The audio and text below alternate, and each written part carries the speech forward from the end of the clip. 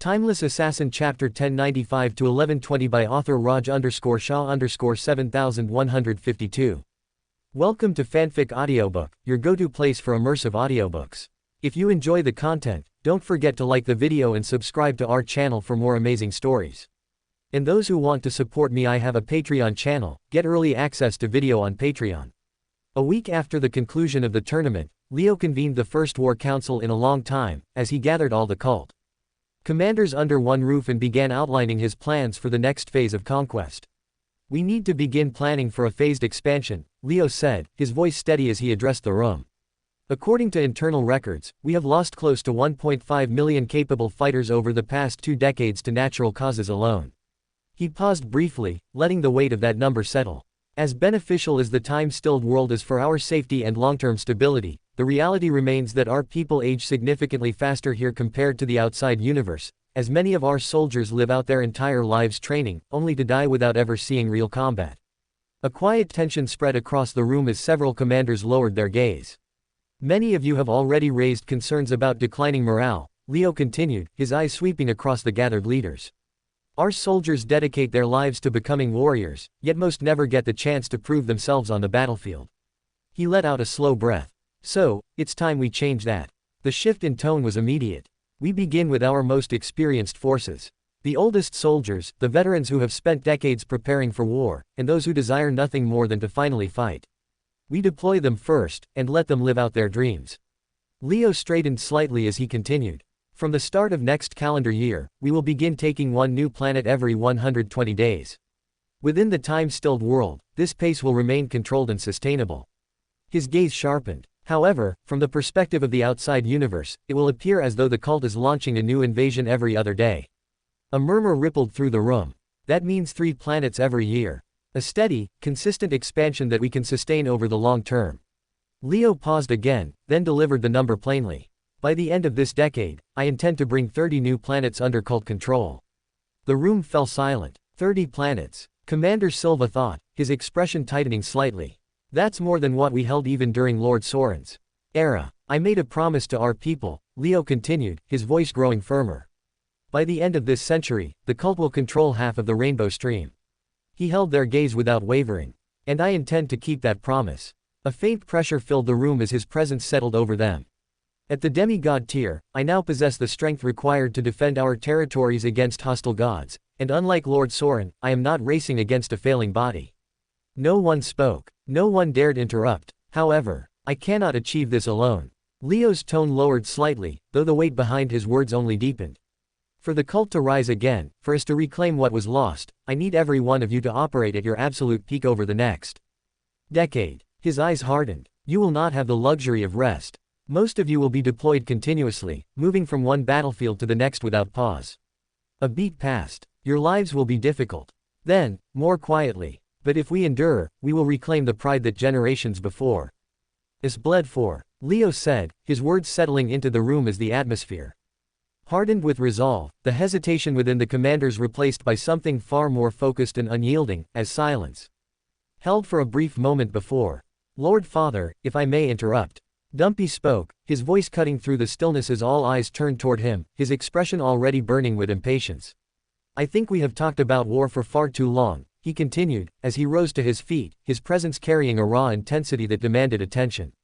"Talk is cheap. Deploy me tomorrow, and I will win you a dozen planets before 100 days pass." A faint grin spread across his face. "I do not even need an army. Just give me the freedom to act, and I will show you just how puny and insignificant righteous mongrels are. In front of me." The sheer confidence in his words sent a ripple through the room. Fists clenched, eyes sharpened. "Same with me, Cult Master," Mickey James said, standing up next, his voice firm as he raised his fist high.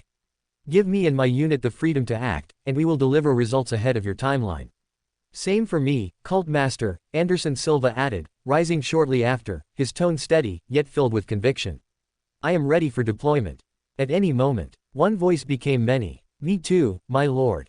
I am ready. Deploy us." Commander after commander rose to their feet, their voices overlapping as the room filled with a unified surge of determination, as what began as a council had now turned into a declaration of war.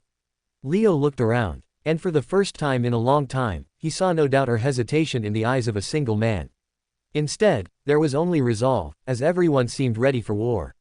Good, he muttered, nodding slowly, as a quiet sense of satisfaction settled within him as he let the moment breathe before raising his hand for silence once more. It came instantly. 1 year, Leo said, his voice calm, yet carrying absolute authority.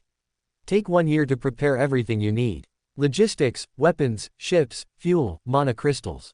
I want every detail accounted for, every weakness addressed, and every unit ready for sustained war. His gaze hardened, because once that year ends, there will be no pauses. The weight behind those words settled deeply into the room. We move forward without stopping. And we take back everything that belongs to us. Leo finished, as the silence that followed was no longer empty, but filled with a shared understanding. The countdown to the redemption war had finally begun. Under the quiet glow of the night sky, Caleb and Myron sat side by side on the porch swing outside the Skyshard mansion, their bodies swaying gently as their eyes remained fixed on the dark horizon above.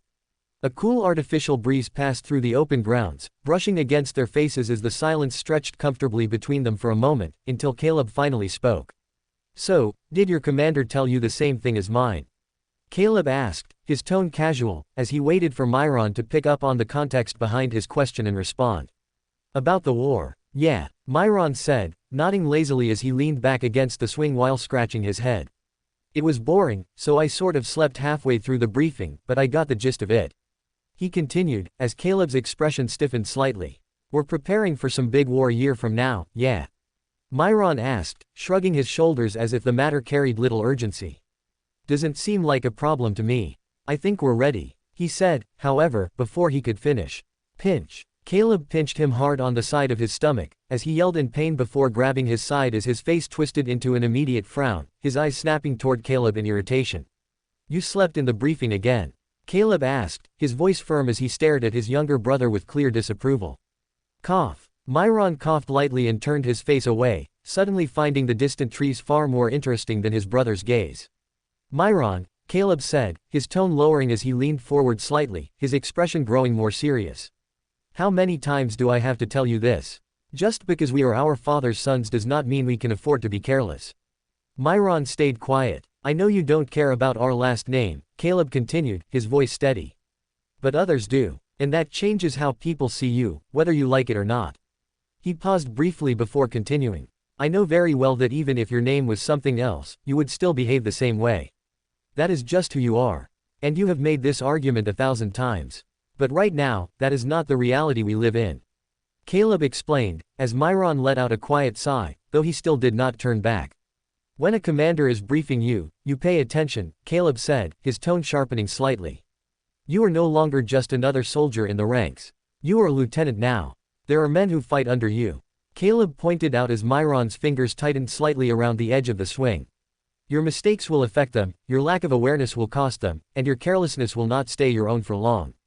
Caleb reminded, his gaze turning sterner as he felt the urge to pinch Myron yet again. You must pay attention, every time, especially in briefings like these where important matters are discussed. This was an all-lieutenants briefing and you were representing your men there.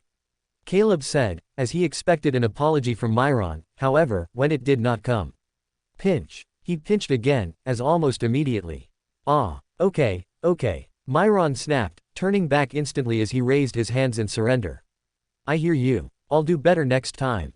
Caleb studied him for a brief moment, then nodded in quiet approval as the tension between them eased. For a while, neither spoke, as the swing continued its slow rhythm. I wonder how dangerous this war will be, Caleb said eventually, his voice softer now as his gaze returned to the sky. I wonder how long it will last. Myron tilted his head slightly but said nothing. From what the commander said, this feels like the beginning of something much bigger, Caleb continued, his thoughts unfolding carefully. A shift. A push against everything that has held the cult back for so long. He exhaled slowly. I have not seen much of the outside universe, he admitted. But from what I understand, the mana out there is thinner than what we are used to here. Myron's brows lifted slightly. And the people out there, Caleb continued, his voice tightening just a bit, they do not see us the same way we see ourselves. A pause followed. They see us as threats. As disgusting terrorists. So even after we take control of their worlds and dismantle their armies, it's the common men who won't accept us. The wind brushed past them again. There will be resistance, unpredictable situations, complications. That we cannot prepare for fully. Caleb's gaze lowered slightly. And for us, it will be worse. People will watch us more closely. Judge us more harshly. Because of who we are. Myron listened quietly. Then he shrugged. I think we'll be fine, he said simply, leaning back again as a faint smile formed on his face. Honestly, I'm more excited than anything. Caleb glanced at him. I want to see the outside universe properly, Myron continued, his voice carrying a hint of eagerness now. I remember bits of Ixtal, but that's all it is. Fragments. He looked up at the sky again. This time, I want to experience it as I am now. As a proper warrior. His fingers clenched slightly. I want to fight the strongest people out there. Test myself. Push. Beyond what this conservative stilled world can offer. A faint grin appeared. If there are challenges waiting for us, then good. Let them come. If there is death waiting on the other side, let it try and claim me. Caleb watched him for a moment. Then smiled. He reached over and placed a hand on Myron's head, ruffling his hair. Gently. I know you're excited, he said quietly.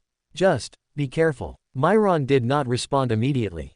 You tend to rush into things, Caleb continued, his tone softening. Further. And out there, there won't always be someone to cover for you. The swing slowed slightly. In a year, everything will change, Caleb said, his voice carrying a quiet weight now. Our lives won't be the same anymore, and we probably won't see each other as often. So, just mature faster and take care of yourself, okay? Caleb expressed, as Myron nodded happily. I know, he said simply, as Caleb gave him one last look before leaning back. Again, don't worry big brother, I will be ready when the time comes. He assured again, as both him and Caleb smiled while looking towards the night sky. Leo had a faint idea about the move he wanted to create, and yet, he wasn't sure about how exactly he could get there. Having observed both the timeless assassin and Soren's seconds walk closely, he knew what kind of a move he needed to create to achieve combat supremacy against gods, and thanks to his knowledge about the laws of the universe, he even had a foundation on how to do so. However, the only problem was converting the theory into practice, as although he knew the core concepts that made the seconds walk possible, what he did not know was the fine-tuning that he needed to do to make it a reality. I know that the seconds walk is connected to the divergence in the time stream. The momentary anomaly where the time stream splits into two, before merging again. However, what I don't know is how to induce that anomaly purposefully. And how to affect which of the two streams takes hold, after the remerger occurs. Leo wondered, as he stroked his chin and tried to think about how he wanted to make this impossible theory into a practical move. I know divine essence is probably the solution to this. However, I'll need to fiddle around a lot with it to understand how precisely to control the time stream. Also, I need to ask myself if that's all I want from my move. Or like the timeless assassin's projection said, do I try for something even greater? Leo asked himself, as he thought about an interesting theory that seemed extremely appealing, at least on paper. Because if he was going to spend months, or maybe years, trying to forge a move worthy of becoming the foundation of his future combat style, then creating a lesser imitation of the seconds walk felt wasteful. A copy seemed to be bare minimum, as it would be something that had a proven track record against the universe's finest. However, Leo did not want to bet on track record alone, as what he needed was a move that fit his own body, his own temperament and his own grasp of the laws. The first pillar had to be time. That much was obvious. If he could force a divergence in the time stream, then for that brief instant, two simultaneous outcomes could coexist, as one version of him could be struck while another simply was not there. And if he could influence which stream became real when the two merged back together, then in practical terms, enemy attacks would keep losing their target without understanding why. That alone would already be monstrous in battle. Because to an outside observer, it would look as though Leo had slipped through attacks that should have landed, as though causality itself refused to pin him down. However, Leo understood that time alone would not be enough to make this a complete move. Dodging attacks through temporal divergence was excellent for survival, yet survival was only one half of combat supremacy, as eventually he still needed a way to turn that advantage into pressure, and pressure into death. That was where the law of space came in. If the law of time gave him the window in which two outcomes could coexist, then the law of space could decide where he reappeared after the remerger, as it would allow him to convert evasion into sudden displacement. In other words, he would not simply be avoiding attacks. He would be vanishing from one point in battle and reasserting himself from another, as the split in time would deny the enemy certainty, while the bend in space would deny them orientation. That combination alone was already terrifying. Because if an enemy could neither confirm whether Leo truly occupied a given point in time, nor predict where he would re-enter space once the split collapsed, then every exchange against him would become a gamble. And gambling against a superior fighter was the fastest path to death. Still, Leo was not satisfied. Because even that only solved mobility and survival, and while mobility and survival formed the skeleton of an excellent divine movement technique, they did not yet give it enough bite. So the third pillar had to be creation and destruction. Arguably, it was the hardest law to integrate elegantly, because unlike time and space, which naturally complemented movement, creation and destruction could easily become clumsy if applied without restraint. Yet Leo saw a path for it. If time divergence made the enemy uncertain, and spatial displacement made him hard to pin down, then creation and destruction could be used to poison the battlefield itself, as he could leave behind unstable phenomena at the points where the split occurred. For example, if he vanished from one stream and reappeared from another, then the false location he seemed to occupy could be seeded with a destructive construct, something compact and heavy that formed through divine essence and collapsed a moment later. A gravity sphere, perhaps. A compressed ball of distortive force that dragged at everything around it for a heartbeat before bursting outward. That sort of phenomenon would be perfect. Because the enemy would be forced to react twice. First, to his uncertain location. Second, to the destructive anomaly left behind by the point where reality failed to keep him anchored. That was what truly appealed to him. A move that was not merely evasive, but oppressive. A move that turned confusion into positional control, and positional control into forced error, as the enemy would be dragged, displaced, destabilized, and punished just for trying to keep up. And the more Leo thought about it, the more beautiful the idea became. If I really want to make something worthwhile, then this is it. Leo muttered, as just imagining it in actual combat gave him chills. He could see it, a god swinging at him, as he himself entered a moment of divergence, where one stream held him in place and the other did not. As at that moment, while he manipulated the merger through divine essence, one stream collapsed while the other stabilized, as the version of him that had already been struck ceased to exist while the untouched version carried forward. Space followed immediately after, bending just enough for his position to shift at an angle that would be impossible under normal movement, as his presence slipped away from the original line of attack without resistance. At the point where he had originally stood, a dense gravitational construct formed under extreme compression, as the surrounding space warped inward and pulled at the enemy's footing, dragging their bodies slightly off balance at a critical moment.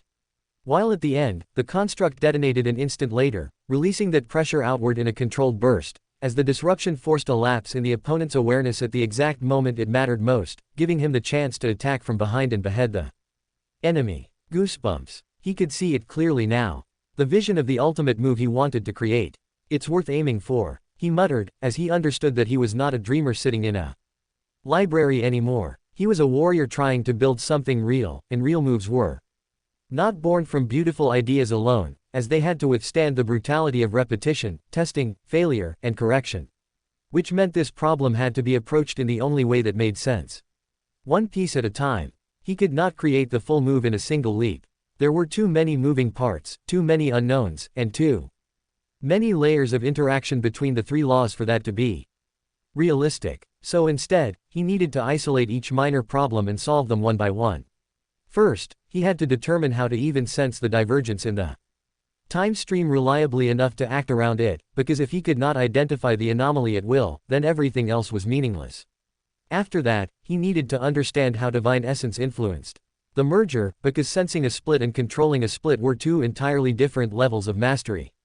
Then, once that was stable, he needed to test how spatial relocation behaved during and after the merger, because forcing displacement too early or too late could collapse the sequence entirely.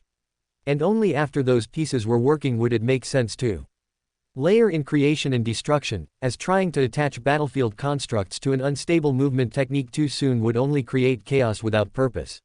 Leo understood all this clearly. Which was why, despite how grand the end goal looked in his mind, he did not allow himself to become intoxicated by it.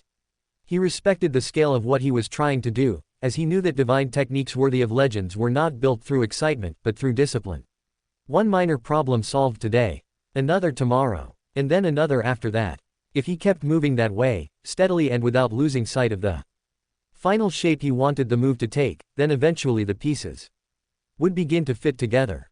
And when they did, what emerged would not be the timeless assassin's seconds walk, It would be his own. A grand move forged from his understanding of battle, his instincts. Developed over his lifespan, and something that would complement his style of battle, allowing him, Leo Skyshard, to stand before hostile gods and make them question whether they were truly safe from death or not. In the 6 months following Leo's declaration, the time-stilled world transformed steadily, as a quiet urgency settled into every corner of the cult's domain without exception. War drills intensified with each passing day, as training grounds remained active from dawn to dusk, filled with soldiers pushing themselves beyond limits they once thought unreachable. Formations sharpened, coordination improved, and across every division, discipline replaced complacency, as the reality of the coming war forced even the most relaxed individuals into a more serious mindset, with the supporting war factories mirroring that shift. Production lines expanded rapidly, as weapons, armor, and warships were forged in quantities never seen before, their output scaling continuously under strict supervision as they tried their hardest to meet demand. Mana stones were refined relentlessly, energy reserves stockpiled, and logistical frameworks reinforced, as every resource was redirected toward preparing for sustained conflict beyond the time-stilled world, as the entire cult economy turned into something that could contribute towards the upcoming war. Across the urban centers, the atmosphere changed as well as young men and women who once spent their days in leisure now behaved with purpose, their conversations revolving around war, duty, and the roles they would soon be expected to fulfill. A stronger sense of belonging took root among the people, as the cult's identity became more than just an allegiance to the banner, and evolved into something closer to shared purpose. Everyone understood that something significant was approaching, and more importantly, they understood that they were going to be an integral part of it, as everyone began to prepare for it accordingly. However, while these wider cultural shifts were significant, there was one more development that overshadowed all these smaller events, which was Commander Sparrow's breakthrough to the demigod realm. As after years of steady progress and relentless effort, he became the second individual within the cult to reach that height. The news spread instantly. From the outer districts to the heart of Skyshard City, his ascension became the focal point of conversation, as soldiers and civilians alike reacted with genuine excitement. Leo wasted no time. Recognizing both the achievement and its impact, he elevated Sparrow beyond the rank of commander, granting him authority over all field forces as the cult's war general.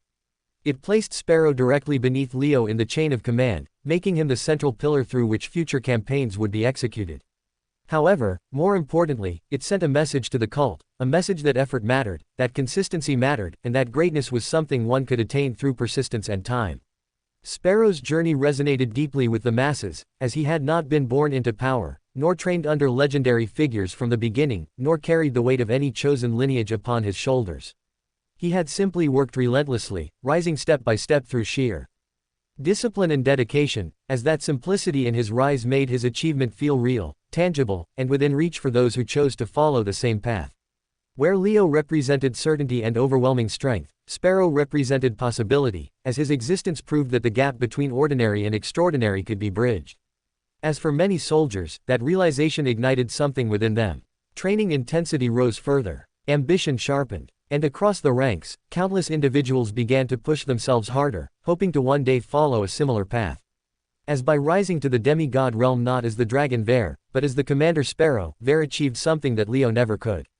At the same time, Leonardo continued his own journey. Despite securing a breakthrough potion, he did not rush toward ascension, as he understood the gravity of what that step represented. The demigod threshold was not forgiving. It demanded precision, readiness, and a bit of luck for one to succeed. But before that it demanded complete alignment between body, mind, and aura control. Leonardo could feel that he had not reached that point yet. His foundation was strong, his aura control refined, and yet something remained incomplete, as though a final piece of understanding still eluded him. At his current stage, he had understood all 7 colors of the aura, and he could even distinguish between its different shades, and yet somehow he felt as though it was still not enough, which was why he decided to wait. While others might have been tempted to take the risk early, he chose restraint, focusing instead on perfecting his state before committing to a single irreversible attempt. Because in his mind, there would be no second chance. When he stepped forward, it would be to succeed. While until then, it was best that he remained patient. Finally, the information wing surged into action, as the network once established by Chaosbringer expanded rapidly, extending its reach across the wider universe while the cult prepared within the time-stilled world. 11 of the 13 shadows were deployed beyond the sealed realm, moving with precision as they began laying the groundwork that would support the cult's future offensives, their role becoming the foundation upon which every successful campaign would depend. While the soldiers trained relentlessly within the time-stilled world, honing their strength and refining their coordination for the battles ahead, the information wing operated across distant planets, gathering intelligence that would dictate where and how those battles would unfold. They identified key targets. They studied planetary defenses. They mapped out military structures, communication hubs, and supply chains, as every piece of information collected added another layer of clarity to the battlefield that awaited the cult. Patterns were analyzed carefully, as weaknesses were uncovered within enemy systems, and strategies were developed on how best to exploit those vulnerabilities once the time for invasion arrived. Inside the sealed world, operatives refined their methods continuously, ensuring that information could be transmitted, interpreted, and acted upon without delay once war began. Every role carried weight. Every contribution mattered. And as the soldiers, commanders, and information operatives worked toward the same goal from different fronts, the cult's preparation advanced steadily, bringing them closer to the moment when planning would finally give way to action. As the months passed since his declaration, Leo remained focused on refining the ultimate move he envisioned, as every passing day brought him closer to turning that theory into something tangible. Over the course of 6 months, he managed to solve the most complex portion of the problem, which was learning how to perceive and induce divergence within the time stream at will.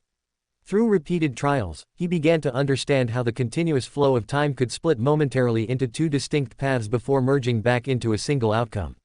From start to end, the entire process lasted only a tenth of a second, and yet within that narrow window, 2 simultaneous realities could exist at once. In one stream, he was struck. In the other, he was never there to be hit at all. As by using divine essence, he learned how to influence the point of merger, ensuring that the favorable outcome persisted while the other collapsed into nothingness. That alone marked a major breakthrough, giving him a working foundation for what could eventually become a complete technique. However, consistent execution of this concept proved far more difficult than theoretical understanding, as the move demanded an absurd level of precision that left almost no room for error. In real combat, while an enemy was striking him, a delay of even 1/100th of a second during activation could throw the entire sequence off, leading to failure that could lead to death. Which was why, even Leo, with his absurd speed, struggled at first to perform the move reliably. Despite his reflexes being among the best in the universe, consistency eluded him as the timing required went beyond the limits of even divine perception. As only after layering parallel processing over his base reflexes did he begin to stabilize the activation, allowing his mind to process overlapping temporal states at once, while not missing a beat in high-stakes combat. So in the end, my bloodline skill is still relevant after all this time. Leo muttered, as that realization carried its own weight. It made him consider whether the second's walk had always been tied to the timeless assassin's bloodline, as parallel processing remained the only ability he possessed that had come from inheritance rather than effort. Even now, after stepping into the demigod realm, which had made most of his early skills feel redundant, parallel processing still remained relevant, as it allowed him to bridge the gap between theory and execution. As in that moment, Leo realized a truth that he had never really accepted for so long. The truth, that in the end, bloodlines did matter in how high the ceiling of a warrior could be. Some abilities could not be replicated through discipline alone, no matter how much one trained. And if he could reliably perform this move today, it was because he had the timeless assassin's blood in him, and no other reason. Regardless, while the bloodline did help him with this first part of the move, the rest remained up to his own skill. The spatial displacement bit was still unresolved, as he had yet to determine how to shift position during the merger without disrupting the entire sequence. While the integration of creation and destruction posed an even greater challenge, as forming a stable gravitational construct within such a narrow window demanded far finer control than he currently possessed. Both problems stood separately, each requiring its own solution before they could be layered together into something cohesive, as Leo understood that until all 3 components aligned, the move would remain incomplete, no matter how refined one part became. Sigh. He exhaled slowly, his gaze lowering as he thought about the time remaining. 6 months left before we move out.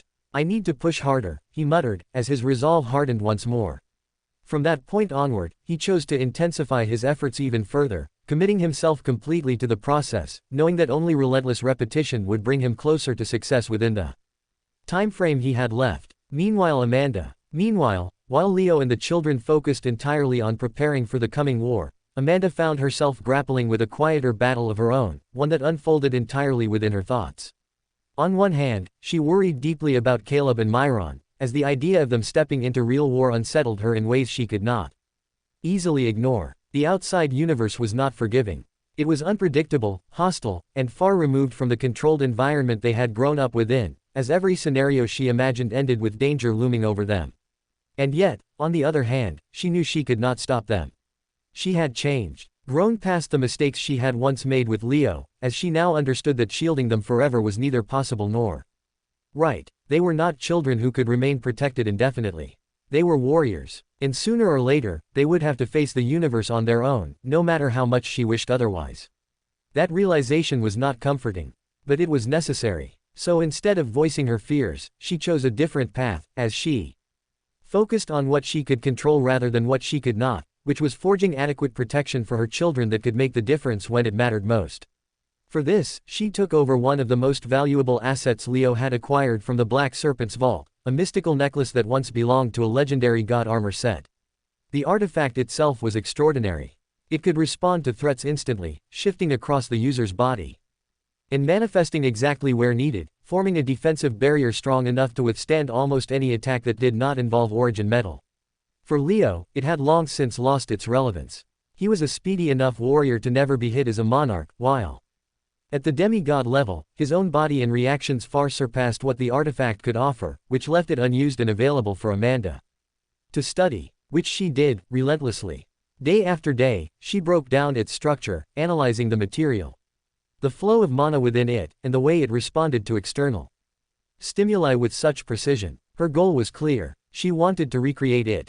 If not perfectly, then in a form that was enough to give her children something that could protect them when she could not be there herself. However, unfortunately for her, progress had been slow so far. The ancient material was unlike anything she had worked with before, capable of movement and response that defied conventional crafting methods, as replicating even a fraction of its behavior required precision beyond standard techniques. Still, she was getting closer. With each passing day, her understanding deepened, and the construct she created began to show signs of life, responding to input and shifting position, even if only for brief moments. It was not enough, but it was progress, and that was all she needed. Because in her mind, the deadline was already set. Before her children stepped into the wider universe, before they faced whatever dangers awaited them beyond the time-stilled world, she would finish this. No matter what it took. Because if she could not stop them from walking into danger, then she would at least make sure they did not walk into it unprotected. Seated upon his throne at the heart of planet U-Star, Yukiro rested his chin against his knuckles, as his mind drifted towards affairs far into the future. It was just another day at the U-Palace for him, when suddenly, he felt a faint disturbance arise on his planet, as though a rival god had suddenly stopped on it. He muttered in confusion, as that presence disappeared almost as soon as it had appeared, which was quite unlike any god he knew. However, the confusion was soon cleared as the hurried footsteps of a frightened messenger came towards him. Step, step. The frightened panting of the lone messenger broke the calm in the throne room, as he rushed into the chamber with uneven strides, his breathing ragged, his posture unstable, as he stumbled forward before dropping to one knee before the throne. "My lord," he began, his voice trembling uncontrollably as though the words themselves resisted leaving his throat, while Yukiro's eyes narrowed ever so slightly at the sight before him. Fear radiated from the man in waves, raw and unfiltered, as it clung to him like a suffocating presence, something entirely out of place within a court that had a god protecting it. "What happened?" Yukiro asked, his tone calm and steady, as the messenger visibly struggled to steady himself under the weight of that simple question. "Lord Morris," the man whispered, as even speaking the name seemed to drain the remaining strength from his body, his throat tightening as his hands began to shake more violently than before. "He was here," he managed to say, as the words landed softly within the chamber, yet echoed in Yukiro's mind with a far greater weight than their volume suggested. Yukiro did not react outwardly, his expression remaining unchanged, yet something within him sharpened instantly, as his attention locked entirely onto the trembling figure before him. "Explain," he commanded, his voice firm and unwavering, as the messenger swallowed hard before raising his shaking hands.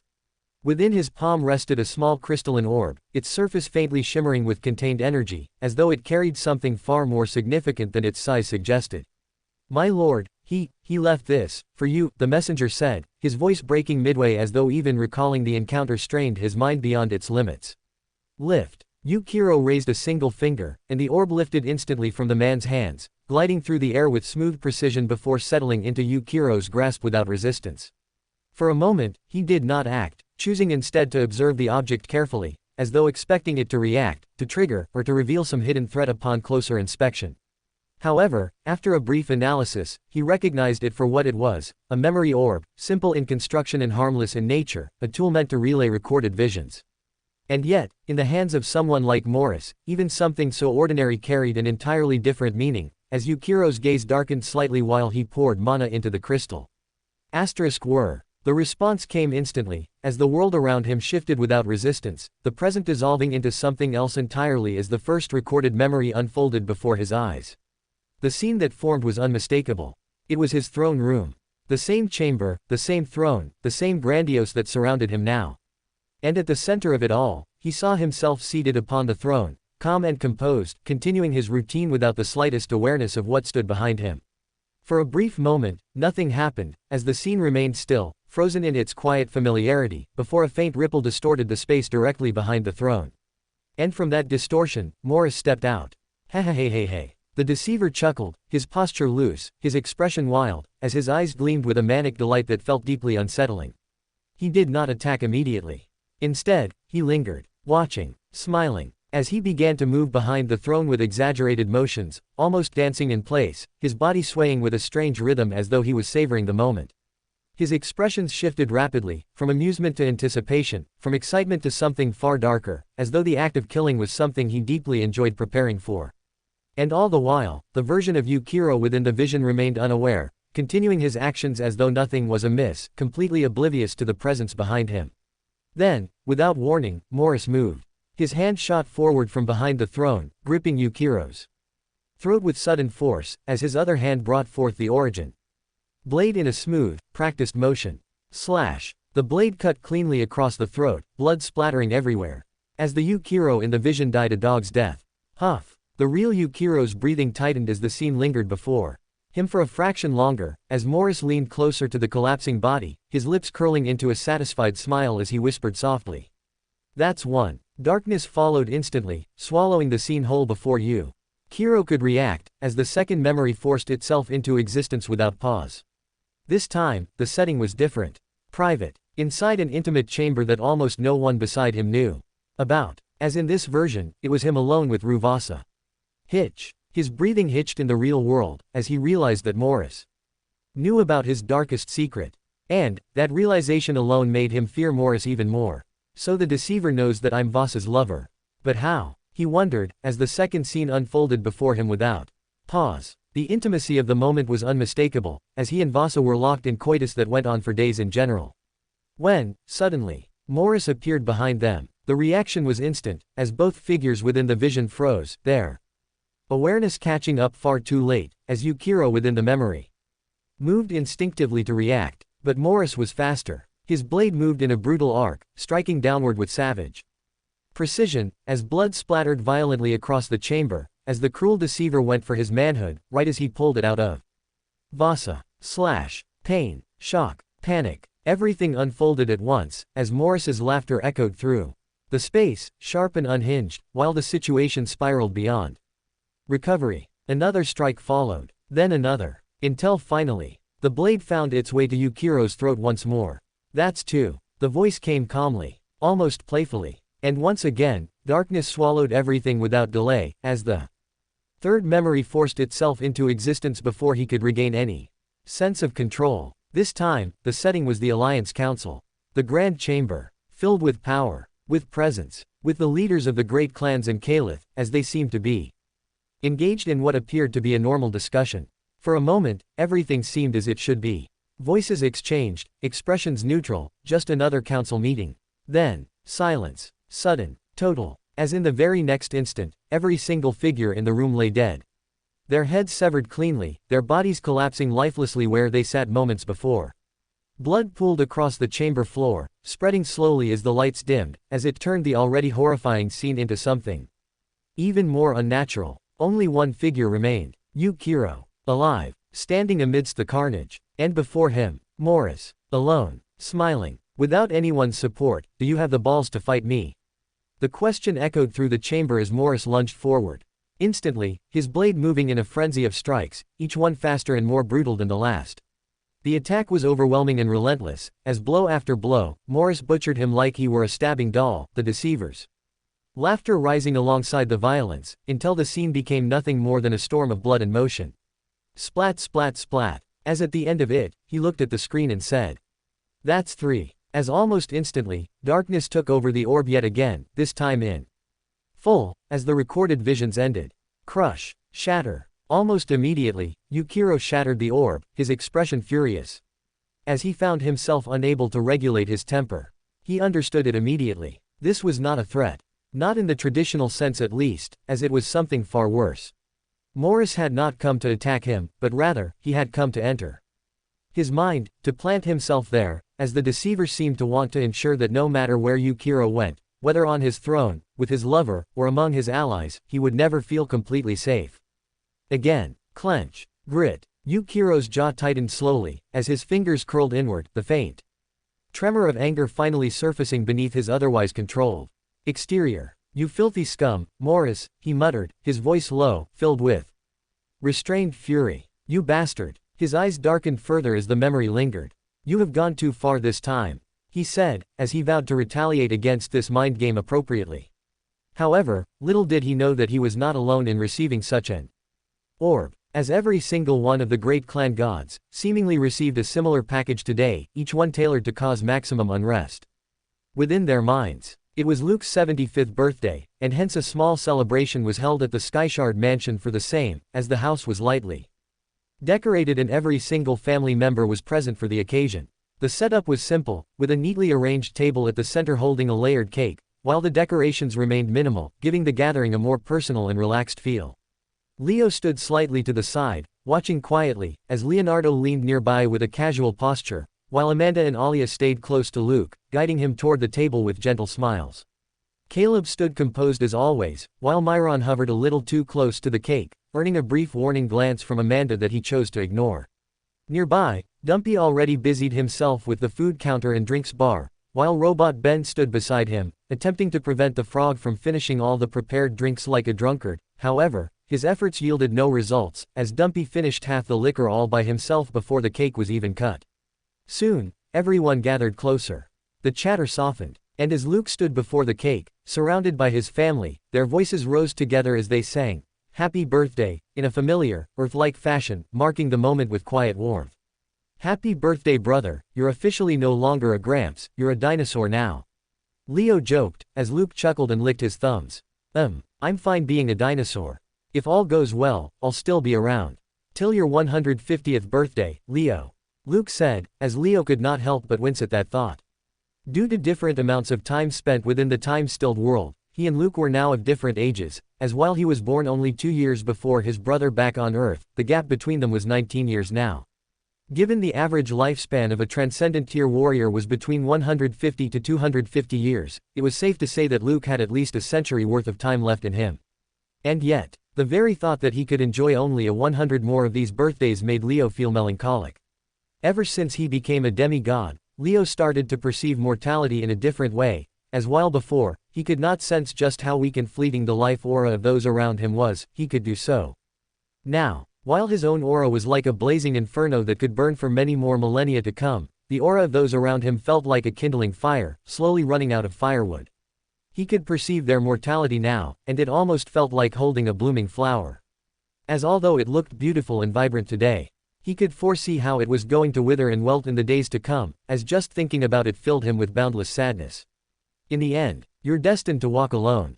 The words rang in his head yet again. History has a tendency to repeat itself. If you go down this path, are you confident that your kids won't betray you, like Caleb betrayed the timeless assassin? Destiny's voice rang in his head, as he involuntarily cast a glance towards Caleb and then Myron. His children had shown no signs of malice as of yet, and in his own head, he felt as though he had raised them as best as he could. However, had he done enough to avoid the same fate as the timeless assassin? Leo wondered, as he felt his mind zoning out of the happiness surrounding him. Honey, honey, honey. A tight tug at his sleeves jolted him out of his spiraling thoughts, as he raised an eyebrow and glanced towards Amanda, who had apparently been calling him for a while now. "Do you want the creamy part on top? Or just the base layer?" Amanda asked, as she knew how Leo did not like the top frosting on cakes much. Just the base honey, thanks. Leo said with a smile, as he continued to pretend to be at ease, even as his mind lingered elsewhere, while the rest of the room slowly broke into smaller conversations around him. Soon, plates were passed and laughter picked up again, as Caleb and Myron drifted toward Leonardo, who had taken a seat nearby with his share of cake. You're the next Supreme Commander after Sparrow, you know. Caleb said, his tone respectful, as he stood beside Leonardo with his arms crossed loosely. Once you break through, things will change completely. I want to see what you're like at the demigod stage, he added, as Myron nodded beside him with far less restraint. Yeah, big cousin, I can't wait for that either, Myron said, his eyes lighting up as he leaned forward slightly, clearly far more eager to voice his thoughts. Then, as though the idea had only just occurred to him, he tilted his head and spoke again with a mischievous grin forming across his face. Big cousin, what do you think? Once you hit demigod, can you take on the old man? He asked, his tone casual, almost playful, as he eyed Leo. You won the Commander Championship, surely you're better than that fraud, he said, as for a brief second, Leonardo froze. Choke. He coughed immediately, nearly choking on the food in his mouth as he set his plate down, and looked at Myron in disbelief. Are you insane? He asked, his voice low but sharp, as he wiped his mouth quickly and shook his head. At the demigod stage, even if there were 100 of me against Uncle, he said, pausing briefly as though weighing the absurdity of the comparison itself, he would probably still come out having taken no hits. The answer came without hesitation, as Myron could hear the honesty behind it. Frown. For a moment, his eyes widened in surprise at that response, his expression quickly shifting into a frown as he glanced sideways toward Leo, who stood not too far away with a smug smile now plastered on his face as if to show Myron, I'm the boss of this house. Yeah, you suck up to father too much, big cousin, Myron muttered, clearly unconvinced, as he crossed his arms while looking back at Leonardo. You're soft on him just because he raised you, he continued, his tone carrying a hint of stubborn defiance as his gaze hardened slightly. But I see the old man for the fraud he is, Myron said, his voice dropping just enough to make it sound serious rather than loud. And someday, I'll beat him, and prove I'm the best warrior in this house. Only a week stood between preparation and action, and yet success continued to elude Leo, as he still had a considerable distance to cover before perfecting his ultimate move. So far, he had successfully integrated the first two phases of the technique, as both time divergence and spatial relocation had reached a level where he could rely on them in combat. He could now split the time stream at will, creating a momentary divergence where two outcomes existed simultaneously, while extending his awareness across both streams in that fleeting instant, effectively placing himself in two positions at once. But to add to that, within that same fraction of time, he could now bend space with precision, relocating his body instantly to any position within a 200-meter radius, as long as his perception could anchor the destination. This allowed him to vanish from one point and reappear at another seamlessly, as the temporal split ensured that any incoming attack failed to maintain a consistent target throughout the sequence. It's good, but I want more. Leo muttered, as while this alone already made him extremely difficult to hit in combat, Leo understood that the move was still incomplete, as the final component refused to align with the rest. The third phase, which required him to leave behind a destructive gravitational construct at the point of departure, continued to collapse during execution, no matter how carefully he attempted to integrate it. As every time he layered creation and destruction over the existing sequence, the timing between the three laws destabilized, as the gravitational core either failed to form fully or dissipated before reaching critical density. Even when the construct did form momentarily, the interaction between the spatial shift and temporal merger disrupted its stability, causing it to collapse before it could serve any practical purpose in battle. Huff, huff. Leo stood within his training space, panting slightly, as he prepared to attempt the full sequence once again, his mind aligning each step with deliberate precision before he began with the execution. All right, let's do this once more, he muttered, as he imagined an enemy coming at him. And right before the imaginary enemy was about to hit him, he reached into the flow of time, as he forced a controlled split that created two simultaneous paths within the same instant. Split. The divergence formed, and immediately, he invoked the law of space, shifting his position sharply to a distant point, as his body reappeared nearly 100 meters away without resistance. The sequence held steady up to that point, as both the divergence and relocation aligned perfectly, allowing him to avoid the imagined strike that his mind simulated during the process. However, as he attempted to condense a gravitational core at the location he had vacated, the instability surfaced once again, as the construct flickered into existence before collapsing prematurely. The synchronization failed at the exact moment where all three laws needed to overlap, as the timing between divergence, displacement, and creation refused to align within the same window. Sigh. Leo exhaled slowly as he came to a stop, his gaze lowering slightly as he replayed the sequence in his mind, identifying the exact point where the execution had broken down. The issue was no longer about understanding or power, as he had already proven he could control each individual law with precision under normal circumstances. The real problem lay in forcing them to operate together within a tenth of a second, as even the slightest misalignment disrupted the entire chain and rendered the move incomplete. Ruffle. He ran a hand through his hair as he steadied his breathing, his thoughts sharpening once again as he adjusted his approach based on the failure he had just experienced. 7 days left, he muttered quietly, as he thought about how after 7 days, he would have to vacate the time-stilled world and occupy the new central base for cult operations, after which, he would not have the time to train like this for a while. It is what it is. With the first 2 phases complete, I can at least hold my own against a god if I do run into one. Leo muttered, as there was no frustration in his expression, only focus, as he understood that he was already close to achieving what he had set out to create. All that remained was mastering the transition point where the 3 laws overlapped, as that singular moment would determine whether the ultimate move was born. But regardless, he felt prepared to move out for now. Meanwhile, the veteran unit, which was going to be the first to be deployed beyond the time-stilled world, had been relieved of their daily training duties, as with only a week remaining, they were given time to say their final goodbyes to loved ones, and spend their accumulated wealth like there was no tomorrow. Across the various districts, their presence felt markedly different from the rest of the soldiers, as these were warriors who had spent decades waiting for this exact moment, and now that it was within reach, restraint no longer came naturally to them. They were restless even in celebration, as their energy carried a sharp edge, with laughter coming quicker and voices rising louder, as every gathering eventually circled back to the same topic: the war that was finally about to begin. Some drank heavily with old comrades, slamming cups against tables while recounting years of training that had never been tested, as they spoke with burning excitement about stepping onto a real battlefield.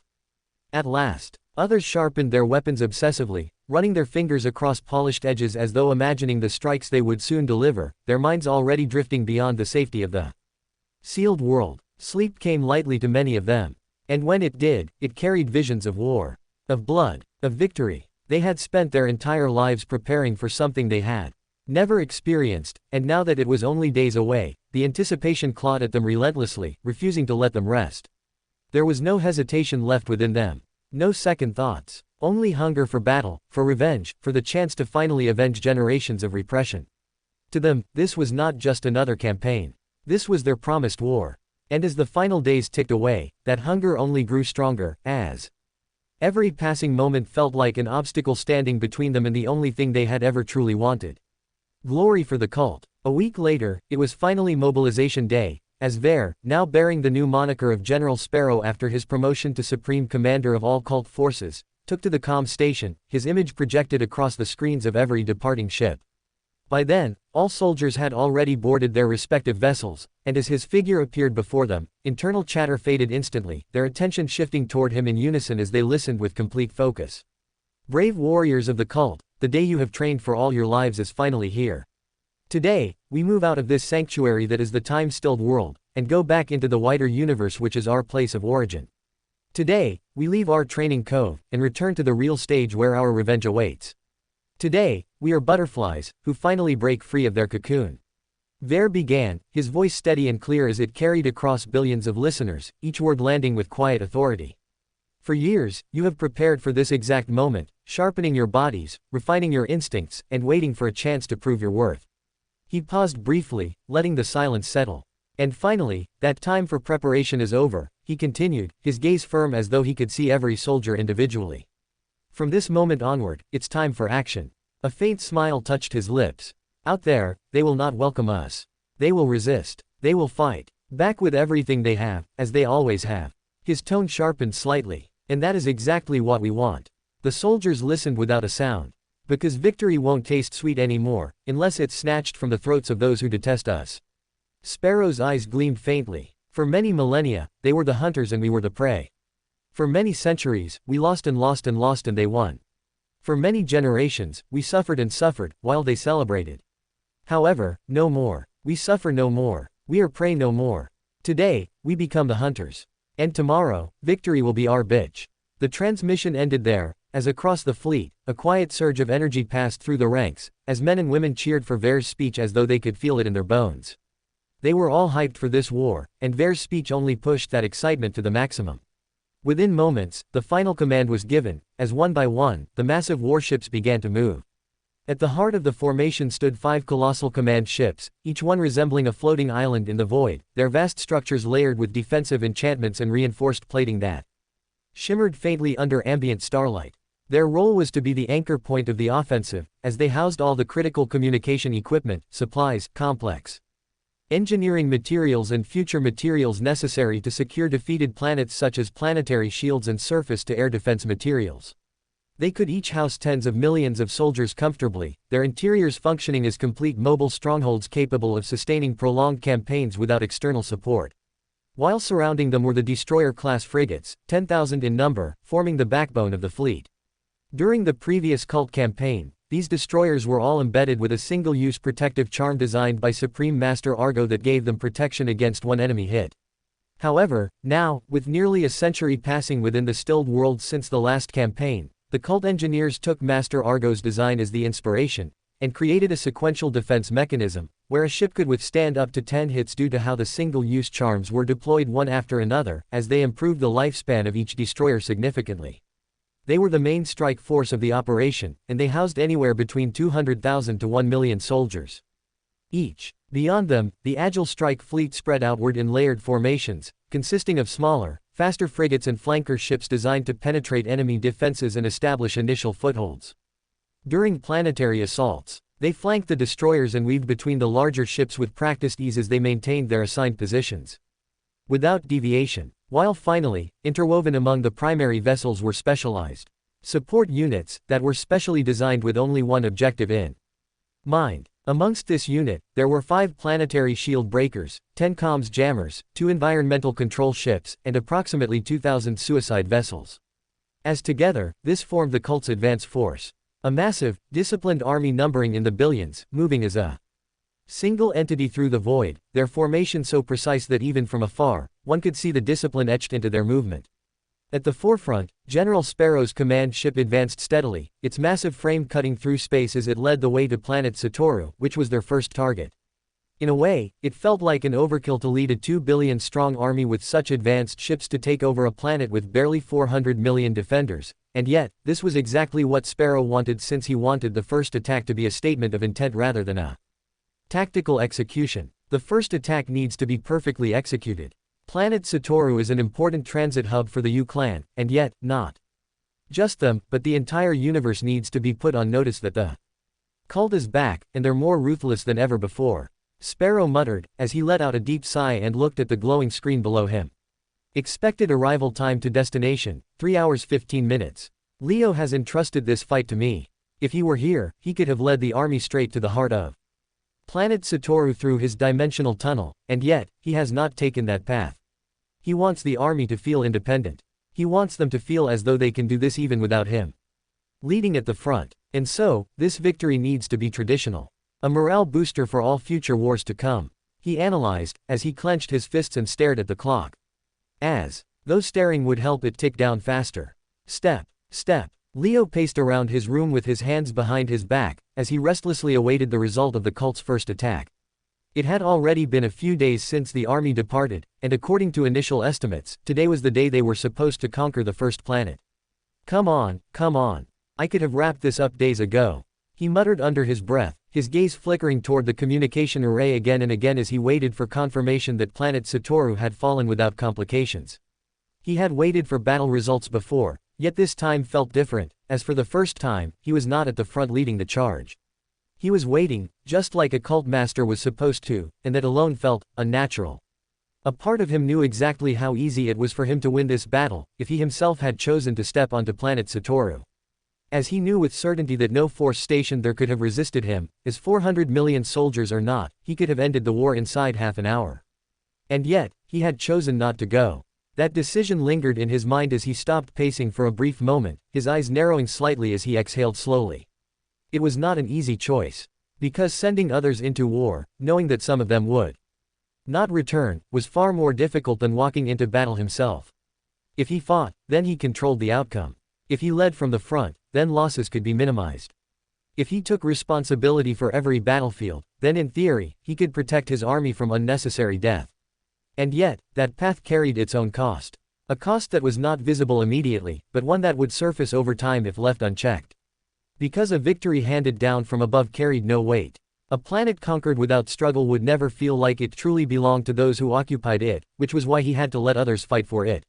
Sigh. He exhaled slowly, as although he did not like this truth, he had come to accept it as part of his growth.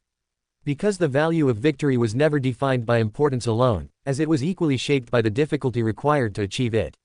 If something could be obtained easily, then no matter how powerful or important it would never be respected in the same way as something earned through effort and sacrifice. Gold held value because it was rare. Power held value because it was difficult to obtain. And territory would only hold value if it was fought for. If he simply walked into every battlefield and crushed the enemy alone, then the cult would grow strong in numbers, yet hollow in spirit. Soldiers would lose purpose. Commanders would lose relevance. Future generations would inherit land that they had no connection to, and over time, that disconnect would weaken everything the cult stood for. Clench. Leo clenched his fist slightly as that thought settled deeper within him. He did not like it. He did not like the idea that some of his men would die when he had the power to prevent it. He did not like the idea that sacrifice was necessary for something as abstract as meaning. And yet, he could not deny its truth. Because an army that never fought its own battles would never truly become an army. It would become a shadow. A force that existed only because one man carried it forward. And if that man ever fell, then everything built upon him would collapse just as easily. That was not the future he wanted. If the cult was to rise again and dominate the universe, then it needed to stand on its own strength. It needed soldiers who believed in what they were fighting for. It needed commanders who could lead without depending on him. It needed generations who would protect what they inherited, not because they were told to, but because they understood the cost at which it was obtained. And for that to happen, they needed war. Real war. War that tested them. War that demanded something from them. War that forced them to grow. Step. Step. Leo resumed pacing once more, his steps slower now, his expression calmer as he settled deeper into that understanding. His role had changed. He was no longer just a warrior who could solve every problem with his own strength. He was the cult master. And that meant his responsibility was no longer to fight every battle himself. It was to create the conditions where his people could fight those battles on their own. To guide, to enable, to shape the direction of war without being the war itself, as that was what his role demanded of him. It was a heavier burden. And a lonelier one, because it required restraint in moments where instinct demanded action, because it required trust in others where certainty lay within himself, and because it required him to accept outcomes that he could have prevented, had he chosen a different path. Pause. Leo stopped once more, his gaze settling on the distant horizon of the sealed world as silence filled the space around him. Quote. You better let others have fun too, Ver, I haven't sent you to fight this war, just so that you can crush them in my stead just as easily. He muttered quietly, as he hoped Ver understood this concept of letting soldiers bleed for victory as well as him. So far, based on their conversations leading up to this war, he felt as though Ver understood his role perfectly, and yet, understanding it and witnessing his men die were two different things. There was a possibility that in the heat of the battle, Ver decided to personally intervene to minimize losses, which was why he eagerly awaited the result of the battle. Not because he doubted a cult victory, but rather because he wanted to see how it was achieved. It was just another routine morning inside the Central Command, when suddenly, a red alert started to blare loudly across the base. A red alert. What happened? Are we under attack? The staff wondered aloud, their voices rising in confusion as Commander Hugo stepped forward without hesitation, his presence immediately bringing a sense of order to the room as he moved toward the central console. Sir, we have picked up images of a massive fleet approaching us, the lieutenant reported quickly, his tone tense as he pulled up the incoming visuals for Hugo to see. They have refused to identify themselves, and appear to be heavily armed. Sir, I fear this could be the start of a planetary invasion, he added, as Hugo raised an eyebrow slightly at the news while studying the projection. Who is it? Is it the dragons? He asked, his voice steady despite the sudden escalation, as in recent times, only the dragons had been bold enough to strike directly at great clan-held planets. The lieutenant hesitated for a brief moment before responding, as though unsure whether to repeat what he had just seen on the Screen. No, sir, the fleet is not of dragon origin, he said, swallowing nervously before continuing. The ships are bearing a different insignia, one we have not seen in a while. Hugo's gaze sharpened instantly at that, a faint unease settling in his chest as he waited for the confirmation. The emblem belongs to the evil cult, sir, the lieutenant said finally. His voice dropping slightly as though even speaking the name carried weight. It appears, they have returned to their old ways. For a moment, the room fell silent. What? Hugo said, his eyes widening slightly in disbelief as he stepped closer to the display, his mind racing as he processed the implications of that statement. The evil cult bastards, after everything that happened, with Soren being dead and their home world destroyed, they still dare to act so openly. He muttered, his tone tightening as irritation began to mix with the initial shock. Inform headquarters immediately, he ordered, his voice turning firm as he snapped back into command. Send out a priority distress signal and request reinforcements at once. This is not a routine incursion. The lieutenant nodded sharply and moved to comply, his fingers flying across the console as the signal was transmitted toward the U-clan's higher command without delay. Across the planet, warning systems activated in unison, as emergency protocols triggered across cities and military zones alike, directing civilians to take shelter while defensive forces mobilized for incoming conflict. Raise the planetary shield, Hugo commanded, his gaze still fixed on the approaching fleet as it continued to close the distance without slowing. I want full defensive coverage before they enter engagement range. Within moments, the massive energy grid surrounding planet Satoru flickered to life, expanding outward as a shimmering barrier that encased the planet in a protective dome. Deploy all surface-to-air batteries and prepare interception squads, Hugo continued, his voice calm yet carrying clear urgency as every officer within the command center moved to execute their assigned roles. Missile systems locked into position across key installations, their targeting systems activating as they aligned toward the incoming threat, while aerial defense units prepared for immediate engagement upon breach. Hugo remained still at the center of it all, his eyes fixed on the distant fleet that now loomed larger with each passing second. Evil cult bastards, I thought you were gone for good, he muttered, as although he had no idea as to why the evil cult was expanding again. Or what was the reason behind this newfound confidence of theirs. What he did know was that planet Satoru was more than equipped to stall until reinforcements arrived. You evil cult bastards really have the worst timing. We just upgraded our planetary defense shield a month ago. It's now strong enough to repel even the best righteous faction shield breakers for days. So good luck trying to get through it, he muttered in confidence, as he truly believed the evil cult would not get through the outermost defense, let alone win planet Satoru. Today, reinforcements will arrive within 24 hours. And once they do, we will sandwich you and send you straight to the hellhole you pathetic weasels crawled out from. You think your cult is still relevant today? Well, let me tell you something. Without Soren you're nothing, and I'll remind you of just that. A few minutes later, as the cult fleet entered the vicinity of planet Satoru, the scale of the incoming force became impossible to ignore, as thousands of ships spread outward in formation, gradually encircling the planet from all directions. Inside the central command, Hugo observed the movement calmly, his confidence unshaken as he folded his arms and looked toward the tactical display. Do not worry, he said firmly, his voice carrying across the room as officers glanced toward him for reassurance. They will not be able to breach our planetary shield. At that very moment, 4 colossal beams of condensed energy surged forward from the depths of space, converging upon a single point of the planetary barrier with terrifying precision. The impact landed. For a brief moment, nothing happened. Hugo smiled faintly, his confidence reaffirmed as he let out a quiet breath. I told you, he said calmly. Even if they keep this up for days, they will not be able to. Crack. The sound cut through his sentence like a blade. His eyes twitched. High above the planet's surface, faint fractures began to appear across the shield, thin lines spreading outward from the point of impact like veins forming under pressure. Seconds passed. More cracks appeared. Then more. The shield, once flawless, now looked like a glass surface under strain, its structure failing in ways that should not have been possible. No. Wait, Hugo muttered, his expression tightening as he leaned forward. The fractures expanded rapidly, spider webbing across the entire barrier as the energy holding it together destabilized at an alarming rate. Shatter. The planetary shield collapsed entirely, bursting apart in a violent cascade of light as fragments of energy dissipated into nothingness, leaving the planet exposed. The entire surface trembled. What? No way, that's impossible. Hugo shouted, his composure breaking for the first time as disbelief overtook him. He had trusted that shield.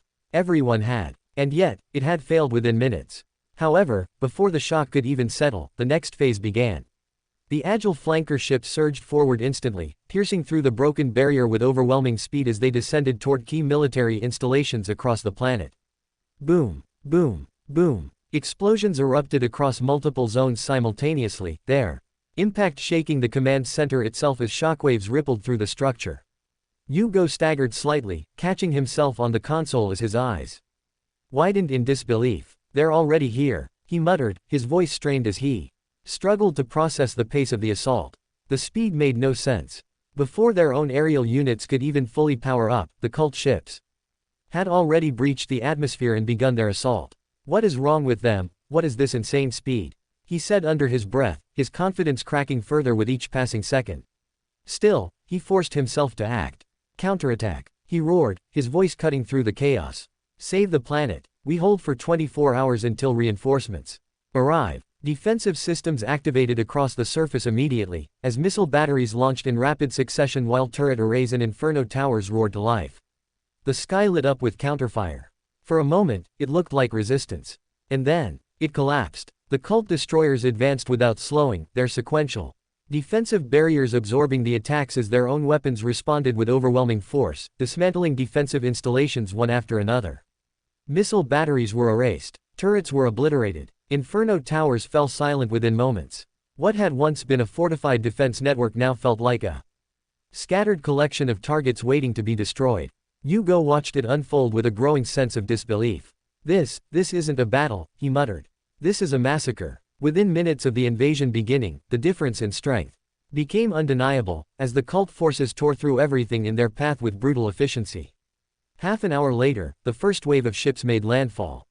And almost all of them landed without resistance. Hugo, now bruised and shaken from the continuous bombardment, drew his weapon and rallied the remaining soldiers around him. "We fight," he shouted, his voice hoarse but resolute. "We hold this ground no matter what." They charged, and for a brief moment, it felt like a stand.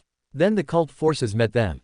They came in waves, their movements aggressive and relentless, their presence carrying an overwhelming hunger for battle that felt almost feral. Hugo swung his blade with everything he had, cutting down the first transcendent rank who approached him, then the second. But they did not stop, as more kept coming from every direction, like wolves closing in on prey. As it was not even Ver who personally walked out to face the enemy monarch, but rather the cult lieutenants themselves, who took the challenge to subdue a strong opponent. Clang asterisk clang. Hugo fought back desperately, his movements growing slower with each passing second as wounds accumulated across his body. A strike from the left. Another from the right. A blade from behind. He staggered, fell to one knee, and still they did not stop. In the end, it was not a single opponent that brought him down, but a dozen, then two, then more, their blades striking in rapid succession. Until his body could no longer keep up. Hugo collapsed under the sheer weight of the assault, his vision fading as the world around him blurred into chaos. His final thought was not of victory. It was disbelief. Disbelief that this had ended so quickly. As across the entire planet, the story was the same. Cult warriors surged forward like unleashed beasts, cutting through resistance without hesitation as they advanced from one objective to the next with ruthless precision. There were no elaborate strategies. No hidden tricks. No internal sabotage. The cult did not need them in this war, as they won through sheer superiority alone. Within an hour and a half, the entire military establishment of planet Satoru had been neutralized, its defenses dismantled and its forces crushed beyond recovery, as it seemed like the invasion had been executed perfectly from start to finish. As for the Yu clan, there was nothing they could do to stop it. As in the end, they were killed just as pathetically as Ver hoped for. What could be called a perfect victory? The battlefield had barely settled when Ver stepped onto the command platform overlooking the central district, his gaze sweeping across the burning remnants of resistance as his mind shifted instantly toward consolidation. "Move, move, we don't have all day," he barked, his voice carrying across the field as officers scrambled to execute his orders without hesitation, the urgency in his tone leaving no room for delay. "Set up the defensive arrays immediately. I want layered coverage across every major sector before nightfall," he continued, as engineers and construction crew rushed to deploy pre-calibrated constructs across the continent. "And listen carefully," Ver added, his tone sharpening as he turned toward a cluster of cult lieutenants, his expression turning cold as he addressed them directly. We are not here to play gentle rulers, we are here to establish control, and I want that understood from the very first hour, Ver said, his gaze moving slowly across every officer as he measured their reactions, his presence alone forcing their spines to stiffen. There will be a curfew, and it will be absolute, no exceptions, no leniency, no negotiations, and if any civilian breaks it, you do not argue, you do not warn, you do not hesitate, you put them down where they stand and make an example out of it for everyone watching. A heavy silence settled over the group as a few of the younger lieutenants shifted uneasily, their expressions betraying discomfort at the weight of what they had just been ordered to enforce. Ver saw it immediately. This planet has just been conquered, and civilians have conquered. Worlds often try to push back against their new rulers because of the sense of loyalty they have toward the old regime, he continued, his voice tightening as he stepped closer, his aura pressing down on them with quiet intensity. They think it makes them heroes, men of honor, symbols of resistance, but I will be damned if I lose a single soldier to such delusional civilians. He let that sink in for a brief moment before continuing. There is no space here for hesitation, because hesitation is what gets your men killed, and I will not tolerate losses that come from indecision or misplaced sympathy, he said, his tone calm yet utterly uncompromising as he folded his arms behind his back. If they test you, you end it, clean and decisive, because the faster resistance is crushed, the fewer problems we will face tomorrow. Then, just as quickly, his expression shifted. That said, we are not here to become animals, Ver added, his voice lowering slightly as his eyes sharpened, making sure that line was drawn just as clearly. There will be no looting, no harassment, no abuse of civilians, and no soldier under my command will forget that discipline is what separates us from the chaos we are here to control. He paused, letting his gaze rest on a few individuals for a second longer than necessary. We do not kill for pleasure, we do not harm for entertainment, and we do not turn this into a slaughter just because we can, he continued, his tone steady as it carried a different kind of weight now. But understand this clearly, if they follow our rules, they live, if they break them, they die, and there is no space for doubt in between. The officers stood straighter now, the earlier hesitation gone as clarity replaced it. Establish control first, enforce order without compromise, and once they understand their place, then we decide how we want to be seen, Ver finished, his voice settling into a quiet finality as he turned away slightly. Respect is not given at the start, it is taken after they learn that resistance has a cost they cannot afford. Around him, the officers nodded, their earlier hesitation replaced by a clearer understanding of what was expected of them moving forward. Good, Ver muttered, before turning away from them and scanning the broader landscape once more, his mind already shifting toward the next priority. What are you doing there? He snapped suddenly, his voice cutting through the air as he pointed toward a group of soldiers moving lazily near a partially destroyed structure. The cult master will be arriving here within a few days, he continued, his tone filled with impatience as he strode forward, closing the distance between them in seconds. I want this military base cleaned, organized, and secured before he sets foot here, he said, as the soldiers immediately straightened, their earlier laxness disappearing under his gaze. This is not some backwater outpost anymore, he added, as his voice carried a sharp edge. This is now a cult stronghold, and it will reflect that. Yes, General. They responded in unison, their voices snapping into discipline as they rushed to correct their earlier mistake. Ver watched them for a moment longer before turning away, his expression unreadable as he exhaled slowly, his thoughts shifting towards something far more important than surface-level order. In the back of his mind, the intelligence reports remained clear. Cult intelligence had informed him before this mission began that the U-clan commander of planet Satoru was likely to send out a distress signal to nearby U-planets as soon as they spotted cult ships, with reinforcements expected to arrive within a 22 to 24-hour window. Which was why, once the initial clean-up efforts were complete, he personally took a destroyer ship into deep space, as he rode out alone to meet the enemy. A few hours later, deep space, Ver's POV. Incoming fleet detected, an operator reported, his voice steady yet alert as the data streamed across the central display. Numbers. Ver asked without turning, his tone calm as he already moved toward the command interface. Estimated over 10,000 ships, General, the operator replied, as a faint tension spread across the room. A smaller force compared to theirs. But still significant. Ver nodded once. Stop the engine, and prepare to open the loading bay hatch when I give the signal. But first, attempt to establish radio contact, he said, before pausing briefly as he smiled thinking about what he was going to do next. A moment later, the connection was established. This is General Sparrow speaking, Ver began, his voice echoing across the enemy fleet, where it was played in every vessel. I am the Supreme Commander of all cult forces, and I'm making contact to inform you that you currently have only one chance to live. Turn back now, and I spare you. Refuse and you all die within the next 5 minutes," he said, as his eyes remained fixed on the approaching ships, while his tone remained devoid of emotion. "This is your first and final warning," he added, his gaze sharpening slightly. "You have precisely 30 seconds to comply," he said, as silence filled the channel. On the opposing flagship, the U-Clan commander stared at the incoming transmission in disbelief, his expression frozen as he tried to process what he had just heard. A single ship, one vessel, standing against a fleet of over 10,000. Threatening annihilation. What kind of madness is this, and who the fuck is this Sparrow character? He muttered under his breath, his fingers tightening around the armrest as his mind struggled to reconcile the absurdity of the situation. He had never heard about a Sparrow within the cult. Hell, he did not even know the cult had a supreme commander. Which was why, he decided to scoff at the threat like it was nothing. After thinking about it for a while, the enemy commander finally opened the comms with visible amusement in his eyes, as he prepared to respond to what he perceived as an utterly ridiculous threat. "Are you seriously threatening me with a single ship?" The commander began, as he scoffed into the microphone, his voice carrying mockery as it echoed across the fleet's communication channels. "General Sparrow, I think you have had too much to drink, lad. If you alone are threatening a fleet of 10,000, then I truly question your sanity." He joked, his smirk widening as he continued, clearly enjoying the moment as his subordinates watched on. "Who do you think you are, E.H.? You think you're Soren, the evil cult god that is now dead? Or do you think you are his reincarnation or something? Or, do you think you are like that wretched cult master, Leo Skyshard, walking around as though you own the universe?" A few officers behind him chuckled quietly, feeding into his growing arrogance as he tapped his fingers casually against the armrest.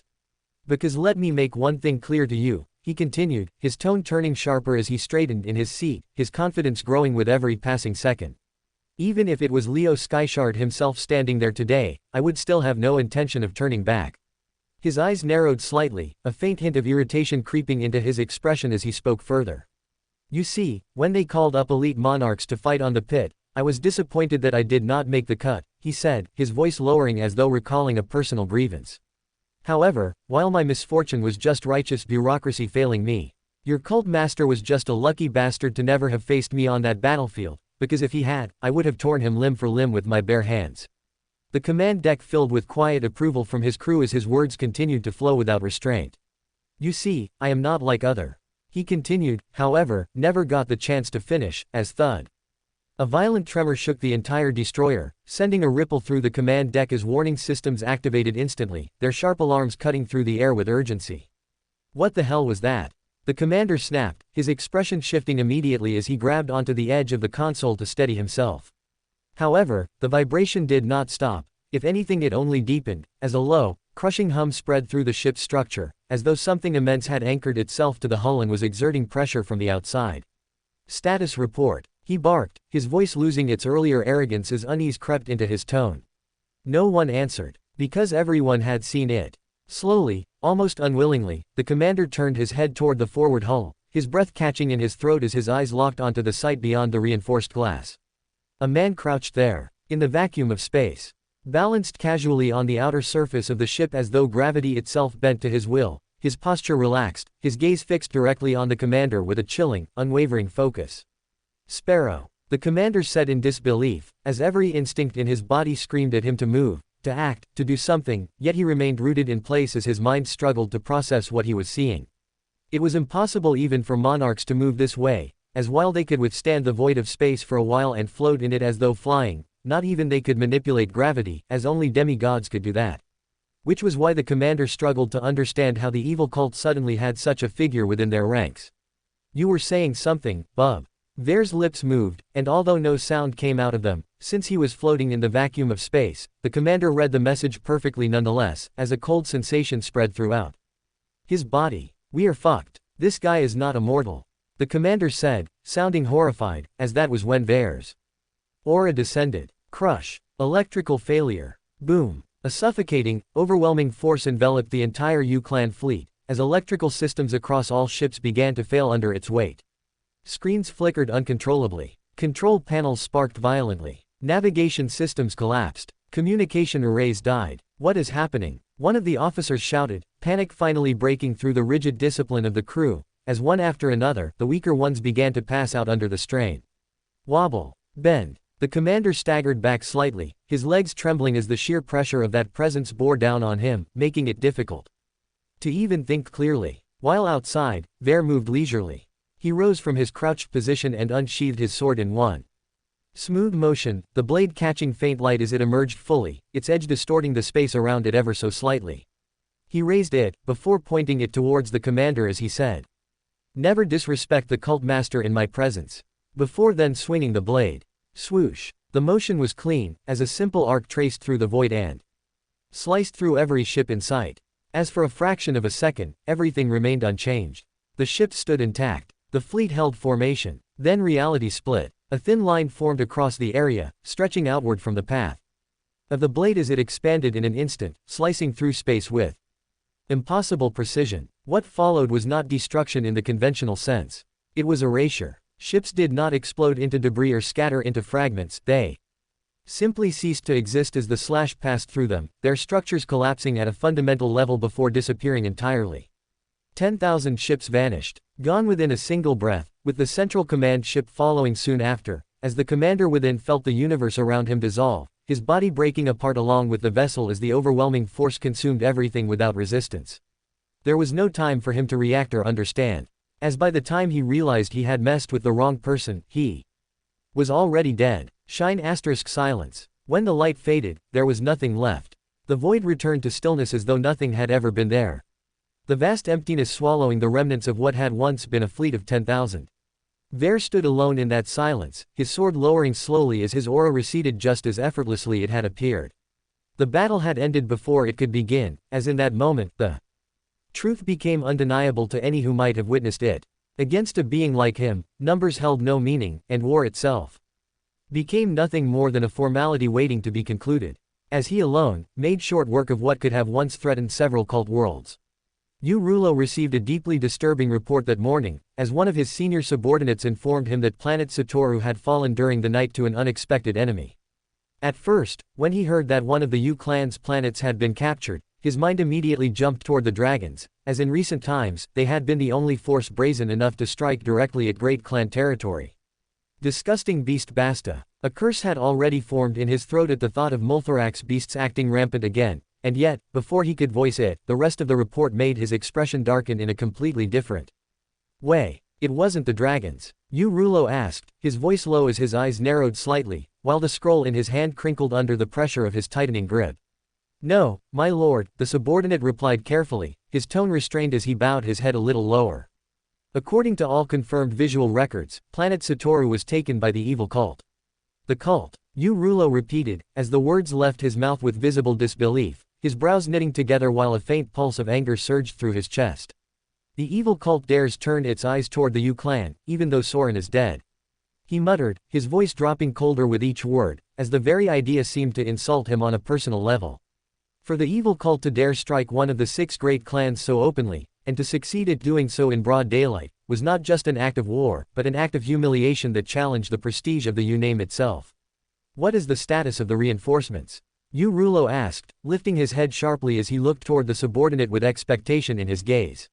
I trust they have reached Satoru in time to avenge the fall of the planet. He asked, as at that question, the subordinate's face contorted ever so slightly, as though the matter he was about to explain was the true reason he had approached with such visible tension. My lord, that is where the real mystery begins, the man said, swallowing once before continuing, as his voice lowered under the weight of what he was about to report. According to our records, the reinforcement fleet did depart on schedule and was on course to make contact with planet Satoru. However, a few hours before expected arrival, it appears they were intercepted. Intercepted? Yu Rulo asked, his tone sharpening at once as he frowned. Intercepted by the dragons. Did they take the cult's side in this war? Yu Rulo theorized, as the subordinate shook his head in denial. No, my lord, it was not the dragons, the subordinate replied, as he opened another report and glanced at it briefly before continuing. Apparently, the entire fleet was stopped by a single cult vessel. For a moment, Yu Rulo simply stared at him. A single ship? He asked, his expression flattening into something almost dangerous, as though daring the man to repeat the absurdity of what he had just said. That is what the final transcripts suggest, my lord, the subordinate answered quickly, as he bowed even lower now, unwilling to meet the Patriarch's eyes directly. The last communication we recovered was between the fleet commander and a cult general who identified himself as Sparrow, he continued, his voice measured as he relayed the details carefully. This Sparrow figure warned the fleet to turn back immediately, and stated that if they refused, he would annihilate the entire reinforcement force within 5 minutes. Silence followed that statement for a brief moment, as even repeating the threat aloud made it sound ridiculous to the ear. Our fleet commander, naturally, treated it as a joke, the subordinate added, as though trying to soften the insult through explanation. He mocked the threat openly during the transmission. Rulo's fingers tightened around the edge of the report in his hand, as his instincts had already begun to recoil from the shape of where this was going. And after that? He asked. After that, my lord, the entire reinforcement fleet lost signal a few minutes later, the subordinate said, his voice now carrying the unease he had been struggling to suppress from the start. Our intelligence division has been unable to determine what exactly transpired after the final exchange, and at present, we have neither wreckage, nor survivors, nor even residual communication traces to examine. He paused briefly before forcing himself to say the conclusion aloud. We do not know what happened to them, my lord, but we fear the fleet may have been completely destroyed. Rulo's eyes widened slightly at that, as for the first time since the report began, genuine surprise broke through his anger and replaced it with something far more alarming. No, he murmured, almost to himself, as the possibilities rearranged themselves rapidly in his mind. That is impossible, unless the cult has gained a demigod. The room fell silent again, this time beneath the weight of a realization that no one present wished to acknowledge too quickly. If the evil cult had truly produced another being on that level, then the implications stretched far beyond the fall of one trade hub or the destruction of one reinforcement fleet, as the entire balance of power in the rainbow stream would begin to shift from this moment. Onward. Jump. Rulo stood up at once, the movement so sudden and sharp that the subordinate flinched instinctively, while the Patriarch snatched the compiled report from the table beside him without another word. Inform the ancestor that I demand an audience, he ordered, his voice cold and absolute now, stripped of the disbelief that had colored it moments ago. Tell Lord Yukiro that the matter today is about the survival of the Yu clan as a whole. The subordinate bowed deeply and stepped aside, as Rulo moved out of the room without delay, his robe trailing behind him while his thoughts churned with growing urgency. Because if the cult had truly returned with a demigod in its ranks, and that demigod wasn't even Leo Skyshard but some random man named Sparrow, then what had happened on planet Satoru was only the beginning, and the Yu clan could no longer afford to treat this as an isolated act of aggression. Yukiro listened to the report presented by Rulo with a surprised expression on his face, as even he found it difficult to fully grasp the implications of what had transpired. On one hand, the logic was undeniable, as the annihilation of an entire reinforcement fleet by a single individual strongly suggested the presence of a demigod within the cult's ranks. And yet, the rational part of his mind resisted that conclusion, as he knew far too well how rare and difficult it was for any faction to produce even a single demigod. Explain your reasoning clearly, spare no details, this may be more important than you believe. Yukiro said, his voice steady as he rubbed his forehead in annoyance. Great Ancestor, if the reports are accurate, then this Sparrow individual destroyed over 10,000 ships alone, Rulo replied, his tone controlled as he chose his words carefully.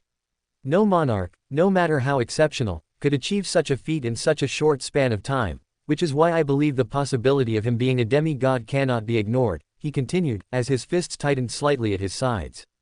Yukiro did not respond immediately, as he allowed the statement to settle within his mind while his thoughts moved toward a much deeper layer of analysis.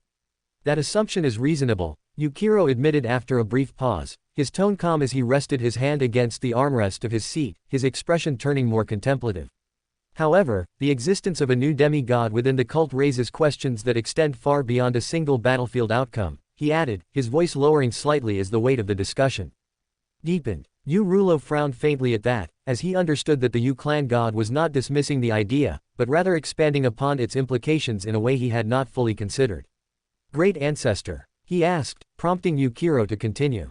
If the cult has indeed produced another demigod, then the matter is not simply about their increased military strength or their renewed aggression toward Great Clan territories, Yukiro said, his gaze sharpening as he looked directly at Rulo. It raises a far more fundamental question about how they obtained the necessary ingredients required for such a breakthrough, he continued, as his fingers tapped lightly against the armrest in a measured rhythm. Yurulo's expression shifted slightly at that, as he followed the direction of Yukiro's reasoning with growing unease. You are aware of the requirements. No. Yukiro went on, his tone steady as he laid out the facts with clarity. The soil from the pit, the moonshine flower from the eternal garden, and the waters of Granada are not resources that can be acquired casually, nor are they things that any single faction can gather without paying an exceptional price, he explained, as his eyes narrowed faintly. The cult may have secured the soil during the conflict surrounding Soren's death, but that alone should be insufficient, he added, his voice tightening slightly as the gap in logic became more apparent. They would still require access to the Eternal Garden in Granada, which places two very specific individuals at the center of this problem, he said, his gaze now carrying a colder edge. Yurulo exhaled slowly, as the names formed in his mind without needing to be spoken aloud. Caliph, and Morris, he said quietly, as the implications of that possibility sent a chill through him. If both of them are cooperating with the cult, then the great clans are not just facing a resurgence, Yurulo continued, his tone growing more serious as the weight of the situation became clearer. We are being manipulated on a level far beyond what we initially assumed, he finished, his brows furrowing as he looked back toward Yukiro. Yukiro remained silent for a moment, as his mind processed the scenario from every possible angle, weighing each possibility with the caution of someone who understood the stakes involved. That is one possibility, he said eventually, his voice measured as he leaned back slightly, his posture composed despite the gravity of the discussion. However, considering how Caliph hates the cult, and how he recently destroyed their homeworld Ixtal, I find it unlikely that he would readily cooperate with the cult. Which means, either some other faction supplied the flower, or the cult has stumbled upon something even more concerning, he added, his gaze darkening just a fraction. If the cult has discovered an alternative method to achieve a demigod breakthrough, one that does not rely on the traditional ingredients, then the balance of power across the entire universe can shift beyond recognition, Yukiro said, his tone laced with danger. In such a scenario, the issue would no longer be the existence of one additional demigod, but the potential for many more to emerge in the years to come, he continued, as his words carried a quiet sense of inevitability. Yurulo's fists clenched at that, as the image of an army filled with multiple demigods crossed his mind, a thought that felt far more dangerous than anything he had initially considered. That would be catastrophic, especially if a couple of them do manage to ascend to godhood, he said, his voice lower now as the realization settled in fully. Yukiro nodded once, as he acknowledged the severity of that outcome without needing to elaborate further. Which is why speculation is not enough, Yukiro said firmly, his gaze locking onto Rulo once more as his tone shifted back into authority. I want confirmation, he continued, his voice carrying a decisive weight that left no room for interpretation. No matter the cost, no matter the method, you will verify whether the cult has truly gained a demigod within its ranks, he ordered, as the atmosphere in the chamber grew heavier with each passing second. Yurulo straightened immediately at that, his earlier uncertainty replaced by a clear sense of purpose as he bowed his head slightly in acknowledgement. Yes, great ancestor, he said, his tone resolute as he accepted the responsibility without hesitation. And if your suspicion indeed proves itself to be true, Yukiro added, his voice dropping just enough to emphasize the significance of what he was about to say. Then we act immediately, before this situation evolves into something we can no longer control. Because then, the cult will need to be eliminated at once, he finished. His eyes narrowing as a faint tension settled across his expression. Yurulo nodded once more, as he understood that the outcome of this investigation would determine the course of action not just for the Yu clan, but for all the great clans moving forward. Because if the cult truly stood on the verge of producing multiple demigods, then the threat they posed was no longer limited to territorial expansion. It was the beginning of something far more dangerous. The rise of a force that could challenge the very structure of power that had defined the universe for generations. Leo arrived on planet Satoru aboard a ceremonial carrier marked with the insignia of the Cult of Ascension, deliberately choosing this method of arrival over a direct dimensional entry, as he understood that he was stepping onto this world not as a mere warrior, but as the cult master under whose name it had been conquered. This was a planet taken in his name, and was now firmly under his influence, so while he could have torn open space and appeared at its center without warning, asserting dominance in a way only a demigod could, he chose restraint instead, as he understood that raw power alone was no longer what his soldiers needed from him. His soldiers needed him to be a mythical figure, a symbol, and a leader worthy of the victories they achieved in his name. Which was why, for the first time since ascending to his new role, Leo consciously adjusted the way he carried himself. As he dressed in formal battle attire, composed his expression into something calm and distant, and prepared to present himself not as a warrior, but as the cult master. FWOOSH. As the carrier descended steadily through the atmosphere and touched down upon the prepared landing platform, thousands of soldiers already assembled in formation turned their attention toward it, their gazes fixed upon the sealed doors with a quiet anticipation that spread across the entire field. Hiss. When the doors opened, a subtle shift passed through the ranks, as every soldier straightened instinctively, their posture tightening while their eyes locked onto the figure that emerged from within.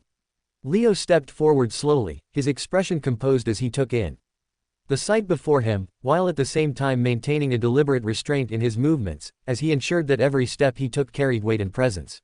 He did not rush or shorten the moment, instead choosing to extend it deliberately as he understood that this walk was not for him, but for the soldiers watching, as he allowed them the time to take in the sight of the man they had just delivered a world to.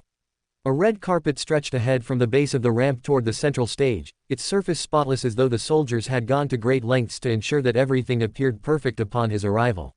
Step. Leo descended with measured precision, his pace intentionally slow as his gaze swept across the gathered army, acknowledging individuals with subtle nods while ensuring that his presence remained steady and unwavering throughout. To the soldiers, this was not a simple descent. It was the moment they had been waiting for, where their effort, their blood, and their victory were recognized by the one they fought for, as many among them felt a deep sense of fulfillment just watching him step onto the ground they had conquered. Leo understood that. He felt it in the way their eyes followed him, in the way their posture sharpened with each passing second, and in the quiet intensity that filled the space as he moved forward. And so, he leaned into it. Not out of vanity, but out of purpose. Because if they needed him to be larger than life, then he resolved to become exactly that.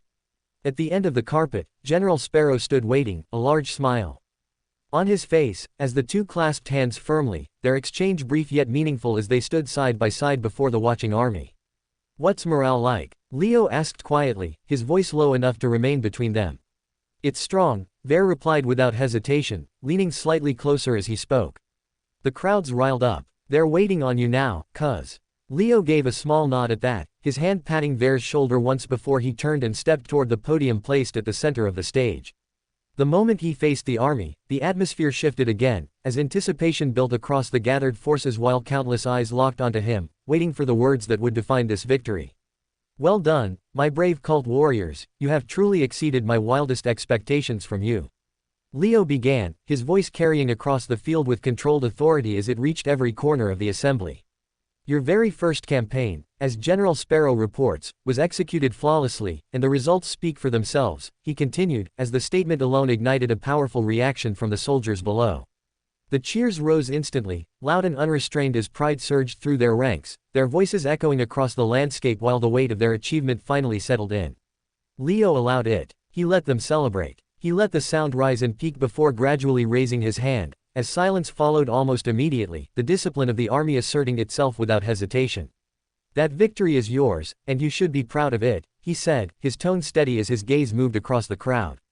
"But understand this clearly, this is only the beginning, and one planet does not define a campaign, just as one victory does not secure a war," he continued, as the earlier excitement gave way to focus once more. "In the months ahead, we will take more, and many of you standing here today will be the ones leading those battles, which is why you cannot afford to grow complacent," he added, his voice firm as the message settled deeply within them. "This victory is a strong start, and I commend each of you for it. However, the campaign itself is far from over, and the expectations from you will only grow from here onwards," he said, as the tone shifted towards something more demanding. "Keep this momentum, keep pushing forward, and keep winning under the command of General Sparrow and the officers who have led you this far," he continued, as a faint sense of direction anchored his words. "For now, celebrate, because you have earned that right. However, once the celebrations end, return to your duties and prepare this planet for what comes next," he added, his gaze sharpening slightly. "This world is not just a keepsake, it is our forward base, and soon more ships will arrive, more forces will land, and this planet will become the center of our operations moving forward," he finished, as he stepped back slightly. The soldiers erupted once more, their voices louder than before, filled with renewed purpose as they absorbed both the praise and the expectation placed upon them. Leo allowed the moment to settle before stepping forward again, his expression shifting as his attention moved beyond the army standing before him. "The next part of my message is not for you," he said, his voice lowering slightly as the tone changed. "It is for the citizens of this planet, and for anyone across the universe who may be watching this broadcast, he continued, as the atmosphere grew heavier. The cult is back, whether you want it or not. And we are back with a vengeance. This time to conquer the universe for good, Leo declared, his gaze unwavering. In the following months, there's a high chance that we will arrive at your home planet next. And when we do, you will be given a choice. Submit and live under our rule, or resist and be removed. He continued, his tone calm yet absolute. There will be no third choice. There will be no tolerating rebellion. I don't possess the same patience that Cult Master Soren did. I'm not as kind or forgiving as him. I'm a stone-cold killer, and my men reflect my mentality. If you're easy to deal with and cooperative, we will not exploit you. However, if you give us a hard time, I promise you, we will root you out like the weeds that you are. Leo threatened, as he grit his teeth and clutched his fists to show that he was serious, before walking away from the podium rather dramatically. For a moment, there was absolute silence. Then, eventually, the claps began, as the soldiers digested his words and regained their composure after his threat. With their conquering planet Satoru, both Caleb and Myron soon received their deployment orders, as they were granted a 1-month notice period after which they were expected to report to their respective units and prepare for active duty as lieutenants of the cult. The news carried a strange weight within the Skyshard mansion, as while the two boys could barely contain their excitement at finally stepping beyond the sealed world and witnessing the universe they had only heard about, Amanda found herself growing increasingly restless at the thought of them walking into a battlefield where she could no longer protect them.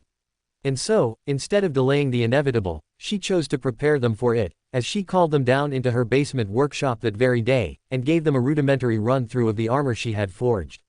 Stand completely still, Amanda said, her tone firm yet controlled as Caleb and Myron took their positions before her without complaint, both sensing that this was not one of her usual experimental sessions but something far more important.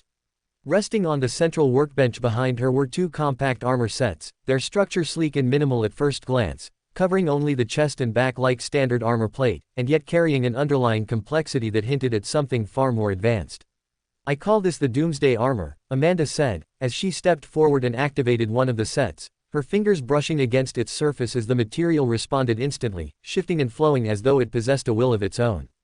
At its base form, it will remain compact and lightweight, covering only your upper torso so that it does not hinder your movement or expend unnecessary stamina during extended combat, she explained, as the armor settled neatly against Caleb's chest, fitting itself perfectly without the need for straps or locks.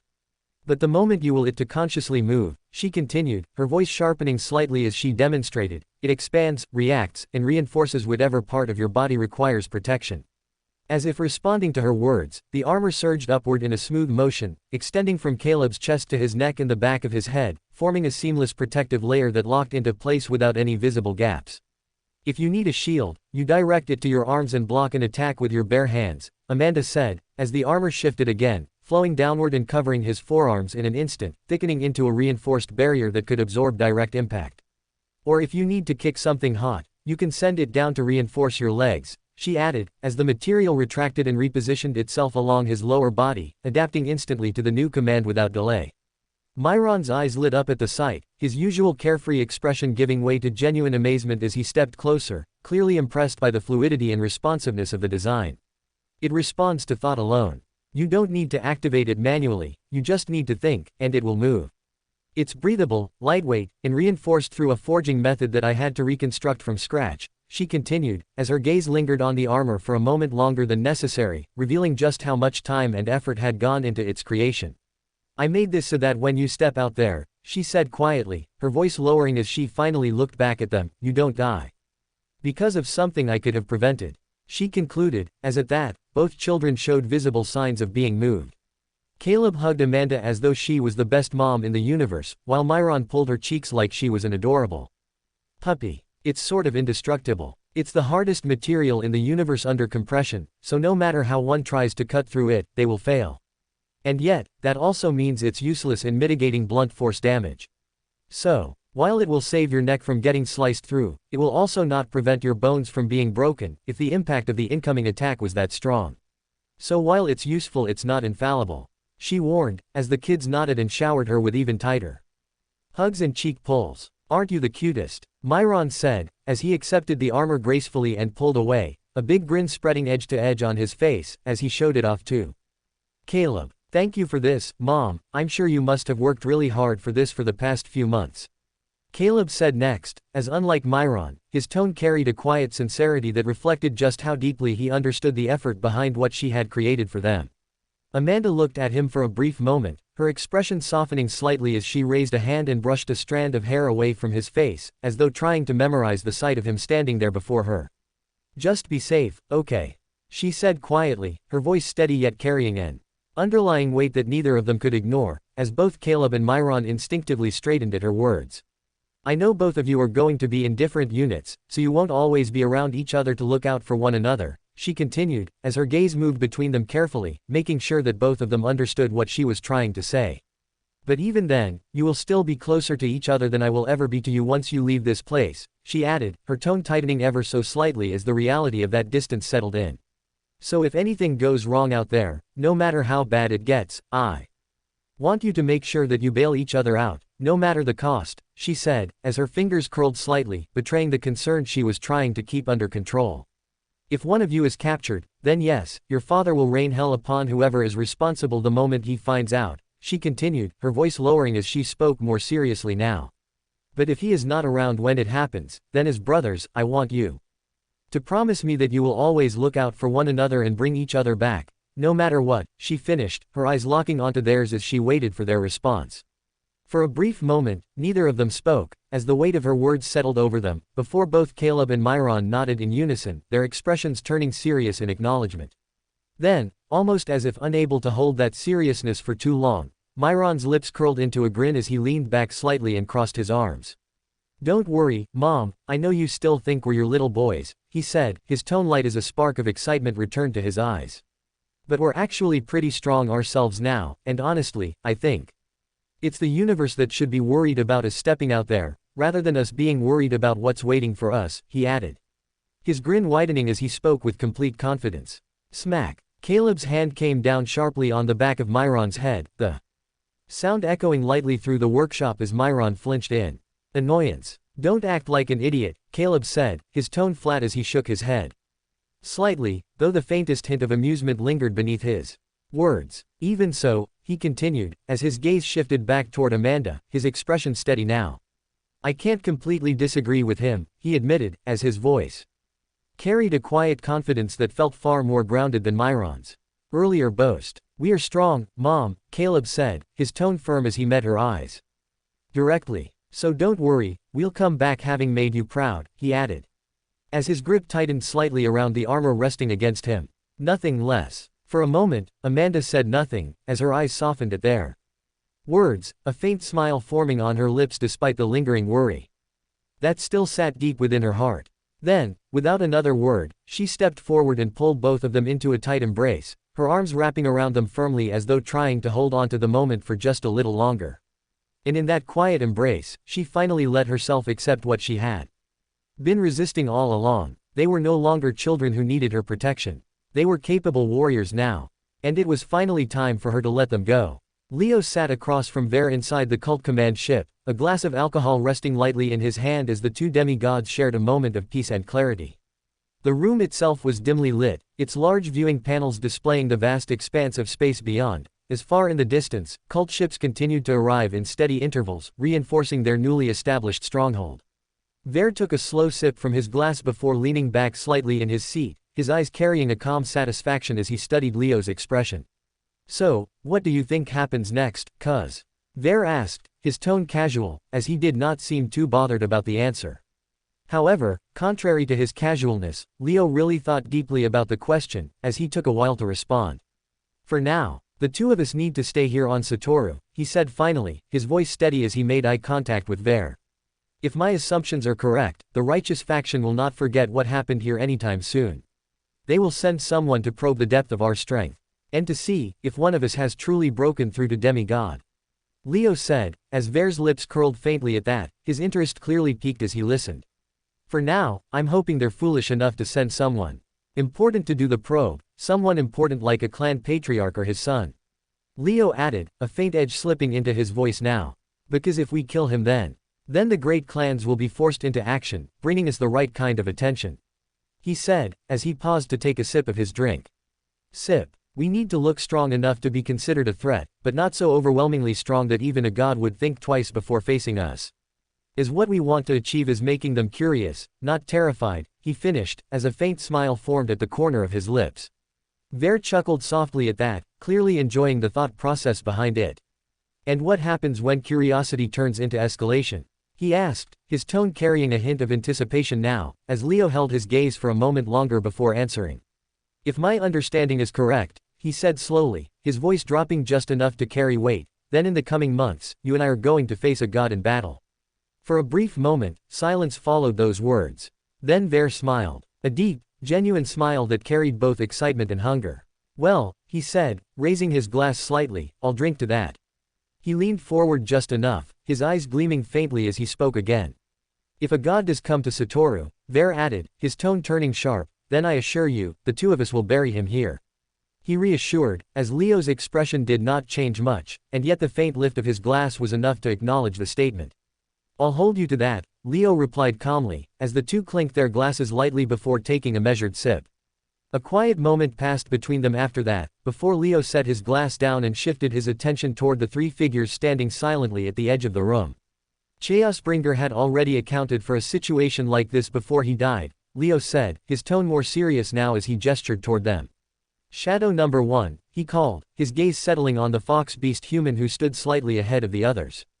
Explain his plan. At once, Shadow number 1 stepped forward and bowed deeply. His posture respectful as he prepared to speak. My lord, he began, his voice calm and measured as he lifted his head slightly. Before his passing, Lord Chaosbringer conducted an extensive review of the cult's historical archives, focusing specifically on periods where the cult faced enemies far beyond its immediate strength. He continued, as his words carried a quiet clarity. One such period dates back to the era of the beast gods, when they terrorized the universe while Lord Timeless Assassin was still only at the demigod stage, he explained, as Ver's expression sharpened slightly at the mention of the Timeless Assassin. At that time, direct confrontation against the beast gods was not an option, as the difference in power was too great, Shadow number 1 went on, his tone steady. And so, Lord Timeless Assassin devised a method to bridge that gap. Leo's gaze remained fixed on him, while Ver leaned forward slightly, now fully invested in this story. The Chakravya formation, Shadow number 1 said, his voice lowering just enough to emphasize the significance of the name. As you already know, the Chakravya is designed to neutralize a god's greatest advantage, which is their access to the fourth dimension. And in its original form, it only requires 4 demigods at its core, supported by 16 monarchs, 64 transcendents, and 256 lower-tier warriors forming the outer layers, all contributing their energy to sustain the formation. He explained, as Ver nodded in understanding.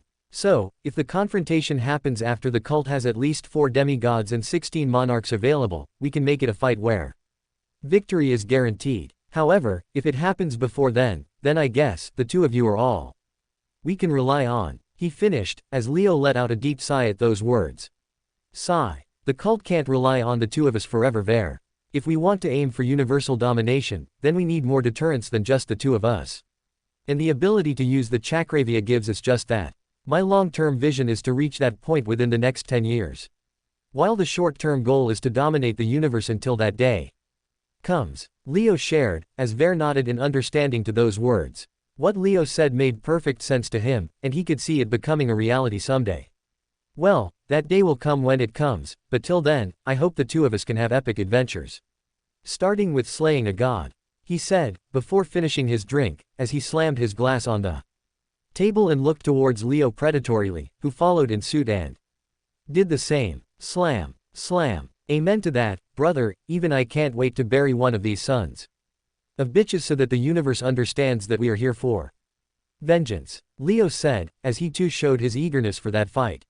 A few days after the cult's victory on planet Satoru, a report made its way into Calip's hands, as the Eternal Sovereign read through it with tired eyes, his expression barely shifting as he processed the contents. The cult conquered another planet, he muttered under his breath, his tone carrying mild disinterest rather than concern, as he let the scroll lower slightly between his fingers. Well, there's nothing new about that, he added casually, his gaze drifting away from the report as though the matter did not deserve prolonged attention. As to him, such movements had always been part of the cult's nature. They crawl out every few years, make noise, take a world or two, and then get crushed back into whatever hole they came from. Caliph continued, his voice calm as he spoke more to himself than anyone else, as his mind quickly categorized the incident as routine. A faint rustle sounded behind him as one of his attendants shifted slightly, clearly unsure whether the matter had truly been dismissed so easily, as the implications of a great clan planet falling were far from insignificant. My lord, this was not just any planet, the attendant said carefully, choosing their words with caution as they stepped forward slightly. It was planet Satoru, a key transit hub under the U clan's control. Caliph exhaled softly at that, as he waved his hand dismissively without even turning to face the speaker, his posture relaxed despite the added context. Then let the U clan deal with it, he replied without hesitation, his tone carrying a quiet finality that left little room for debate, as his attention began to drift toward more pressing matters. If they cannot defend their own trade hubs, then perhaps they should reconsider calling themselves one of the 6 great clans, he added, a faint trace of amusement slipping into his voice as he muttered those words. This is not a problem for the universal government to interfere in. Yukiro is a wise ass. Let him deal with his own mess. Caliph concluded, as he dismissed the matter for now. Meanwhile on planet Granada, Morris's paw. Unlike Caliph, Morris buckled over in laughter when he received the report of the cult conquering a U-clan planet, as unlike Caliph, he understood exactly what such a development truly signified beneath the surface. So, the cult is finally making its move, Morris muttered, his voice laced with amusement as rain poured endlessly over his figure, soaking him completely while he tilted his head back slightly. Then I suppose that Skyshard must have been successful in breaking through to the demigod stage by now, he added, as a faint grin spread across his face while he recalled his last encounter with Leo. That kid is definitely not an idiot, in fact, he's as smart as they come.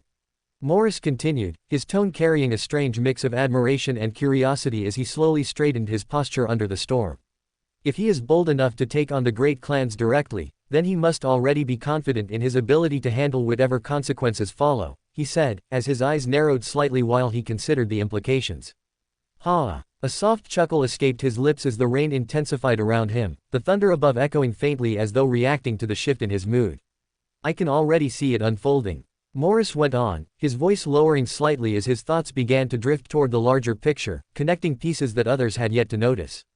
A shift in the balance of power, one that will not stop at a single conquered planet or a lost fleet, but will ripple across the entire universe in ways none of them are prepared for, he said, as a flicker of excitement passed through his gaze. And when that shift comes, I can already imagine where I might stand in that chaos, he added, as his lips curled upward into a wider smile. Aligned with the cult, alongside Multheric and his dragons, perhaps even pulling in a few more disgruntled factions like the Sioux clan amidst our fold, as we create the axis of resistance. And opposing us shall be the righteous faction. The great clans and Caliph. Morris muttered, as the image of that potential coalition seemed to amuse him greatly. Whether that alignment would truly come to pass or not was something even he had not decided yet, as his loyalty had never been something that could be predicted or relied upon. It will depend on how interesting things become, he said casually, as he rolled his shoulders slightly while the rain continued to fall. Without pause. But just the thought of it, he continued, his voice dropping into something almost reverent now, a full-scale conflict between gods, factions clashing without restraint, the entire universe being thrown into chaos. A low laugh escaped him at that, one that quickly grew louder as the idea took root deeper within his mind. What a beautiful time this is shaping up to be, Morris said, as his grin widened further, his eyes gleaming with unrestrained excitement. I knew giving that water to Skyshard was the right decision, he added, his tone turning thoughtful for a brief moment as he recalled the events that had led to this outcome. As per our soul contract, I cannot act against him, his family, or his faction for the next 2 years.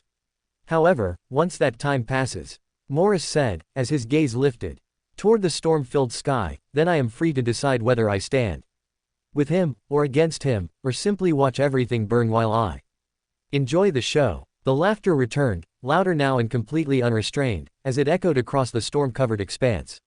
Ha ha ha ha ha ha ha ha, ha ha ha ha ha ha ha.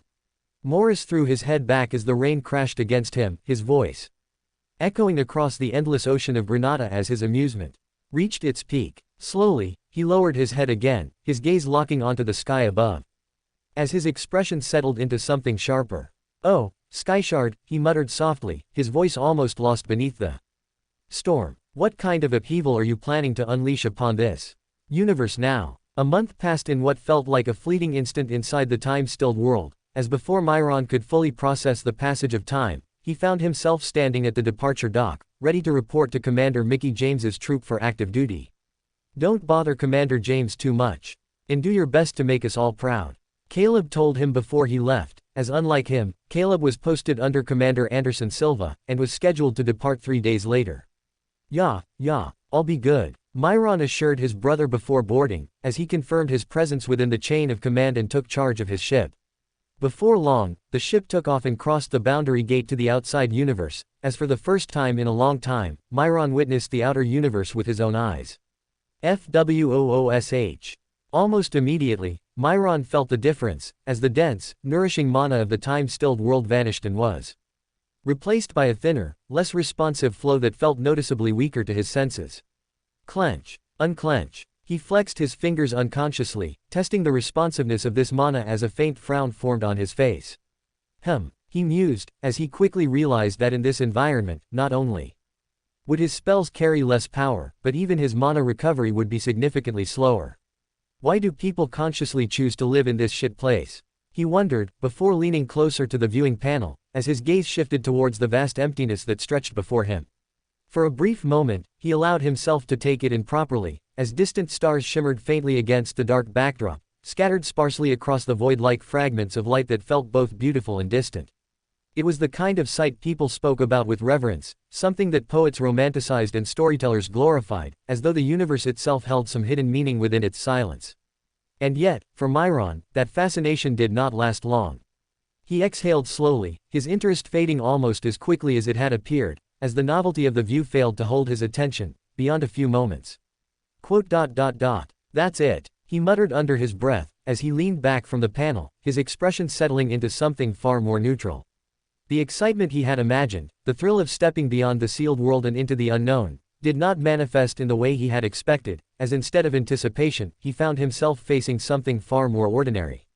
Responsibility. As a lieutenant of the cult army, he was not here to admire the stars or indulge in curiosity, but rather to perform a role that demanded consistency, awareness, and discipline at all times. And so, once the initial transition was complete, he moved without delay, as he began performing his daily tasks. First, he made his way toward the pilot's cabin, as he entered and briefly checked in with the ship's commanding officer, confirming that all systems were stable and that there were no immediate issues requiring his intervention. From there, he began his rounds. He moved through the vessel methodically, stopping at each designated section to observe, question, and verify that operations were running as expected, as he spoke with squad leaders and soldiers alike, ensuring that their tasks were being carried out without deviation. There was no urgency, no chaos, no thrill of waiting for a battle that was just around the horizon. Just discipline and mundane repetition. Task after task, check after check, he was made to go around and actually work like an honest man, as soon the realization hit him that this was probably going to be his life for the foreseeable future. "The hell," Myron muttered, as at first he found it strange. He had always imagined that stepping into the wider universe would mean stepping into conflict almost immediately, as though danger would greet him the moment he left the time-stilled world. However, that expectation quickly dissolved, because the reality was far less dramatic. Most civilians imagined the military as a constant battlefield, a place where every moment was defined by war, yet the truth proved to be very different, as the majority of time was spent preparing for battles that had yet to arrive. And for now, that preparation was all he had. By the time night approached, Myron had completed his assigned rounds and reported to the scheduled lieutenant meeting, as all officers under Commander James gathered through a projected communication link to receive further instructions. Commander James appeared at the center of the projection, his posture straight as he addressed the assembled lieutenants without unnecessary embellishment. "Our current assignment is straightforward," he began, his voice firm as he outlined their orders with clarity. "We are to land on planet Satoru upon arrival and assist in the construction of defensive structures requested by the Central Command, ensuring that the planet is secured as a forward operating base for future deployments." Myron listened in silence, his expression gradually tightening as the briefing continued, as the instructions remained focused entirely on logistics and preparation rather than any form of active engagement. "There is no immediate combat deployment scheduled," Commander James continued, his tone steady as he delivered the final part of the briefing. "For the foreseeable future, your responsibilities will remain within the scope of reinforcement and stabilization operations, until further orders are issued from General Sparrow." A quiet pause followed, as the information settled across the group.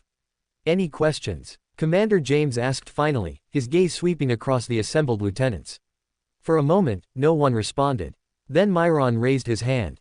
"Commander," he said, his voice cutting through the silence as his gaze locked onto the projection, his tone carrying a restrained impatience. "All of that is understood, but when exactly are we going to fucking war?" he asked, as the reaction was almost instantaneous. Commander James's expression hardened visibly, as his jaw tightened while he stared directly at Myron through the projection. "Lieutenant Myron," he said, his voice low and controlled, though the irritation beneath it was impossible to miss, as he adjusted his posture slightly. "First, mind your language," he continued, his tone sharpening as he addressed the breach in discipline.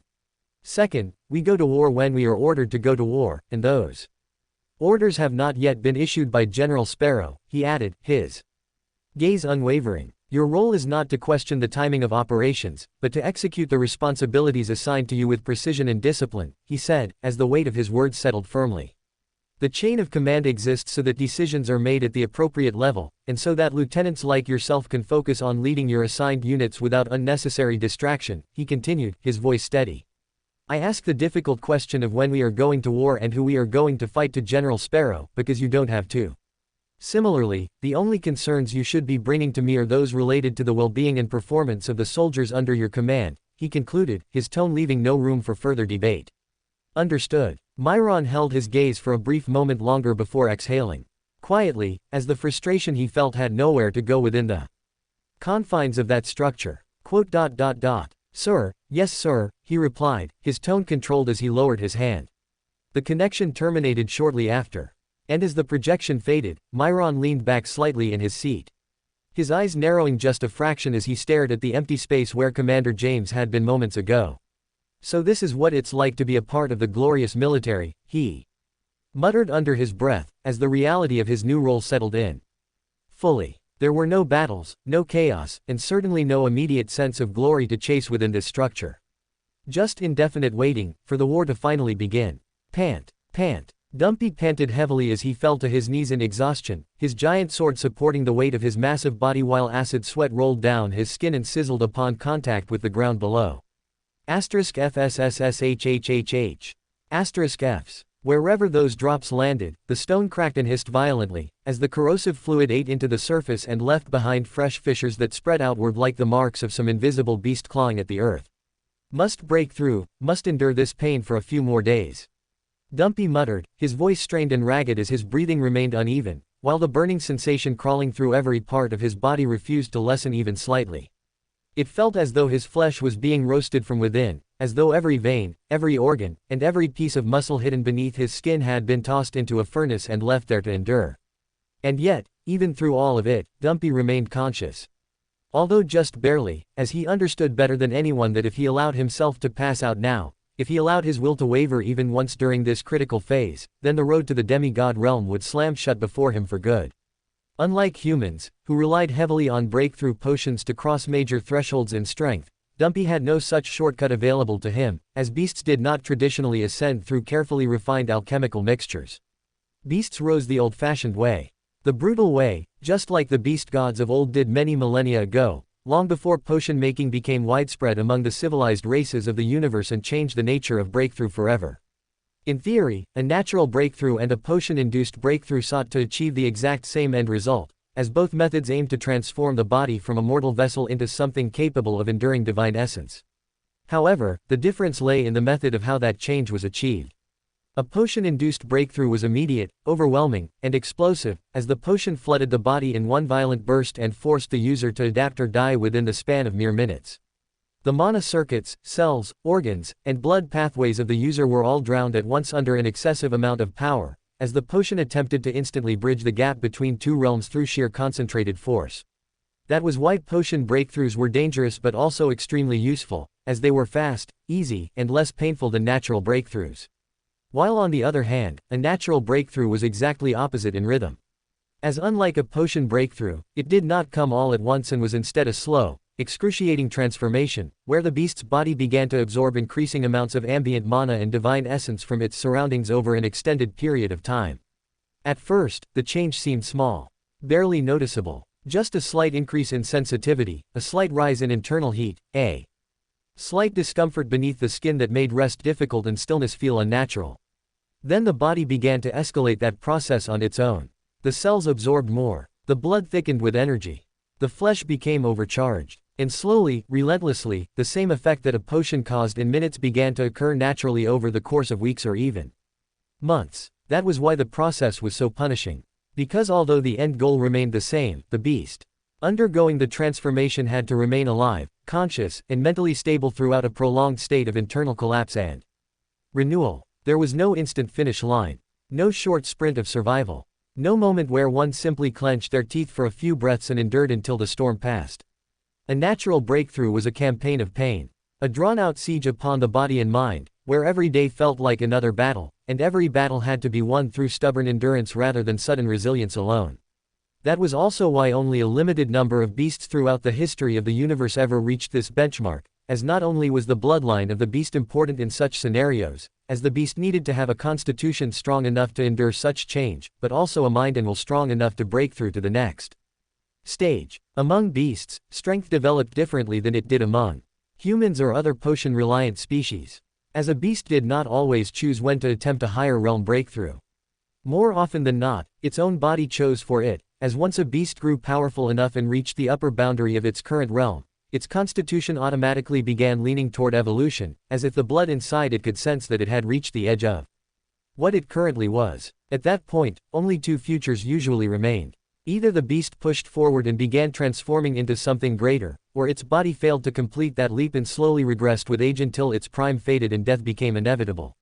That was the cruel truth of the beast path. Beasts did not linger comfortably at their peak for endless centuries, while deciding whether they felt like evolving or not. Once they hit the threshold, the body demanded an answer. Advance, or decline. That was why the type of life a beast lived mattered so much in determining whether it could one day become a demigod, as unlike potion users, beasts were not simply relying on ingredients, formulas, and timing. A beast's body was a record of its life. Its strength reflected not just how much mana it held, but what it had endured, what it had consumed, how often it had fought, and how intensely it had forced itself against death. A beast that fought endlessly throughout its life, that survived dangerous battles, devoured potent prey, endured harsh environments, and constantly pushed itself against powerful opponents, had a much greater chance of reaching its true threshold, because, through these experiences, its body became tougher, its instincts sharpened and its primal bloodline awakened more deeply. Meanwhile, a beast that lived passively, fed poorly, avoided life-threatening struggle, and drifted through existence without true danger gnawing at its heels, often never reached the upper limits of what it could have become. It aged, it weakened, and then it regressed. That was how nature judged beasts. Not through theory or talent, but through whether their lives had tempered them enough to justify greater strength. As this was exactly where Dumpy excelled. Dumpy had lived the kind of life that pushed a beast toward transformation. From the moment he had pledged himself to Leo, his path had been soaked in battle after battle, as he spent countless years inside the time-stilled world fighting the mindless mutated beasts that roamed those lands in endless numbers. He had fought when wounded. He had fought while starving. He had fought while outnumbered. He had fought through exhaustion, through pain, and through countless situations where lesser beasts would have long since broken down and accepted decline. And as a result, each of those battles had strengthened him.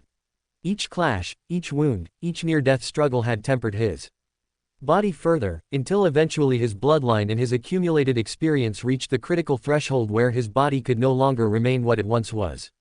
And so, the process of breakthrough began naturally. Now, at this point, there was no stepping back. There was no choice to delay. There was no option to say, I will try again later. His body had already chosen evolution, and now Dumpy's only job was to survive the journey long enough to meet the end of it. That made this stage uniquely terrifying. Because during these weeks, he could rely on no one. No ally could ease the pain for him. No healer could step in and lighten the burden, and no amount of external support could replace the one thing that determined whether he would succeed or fail, which was his own ability to remain conscious, sane, and resolute while the transformation continued tearing him apart from the inside.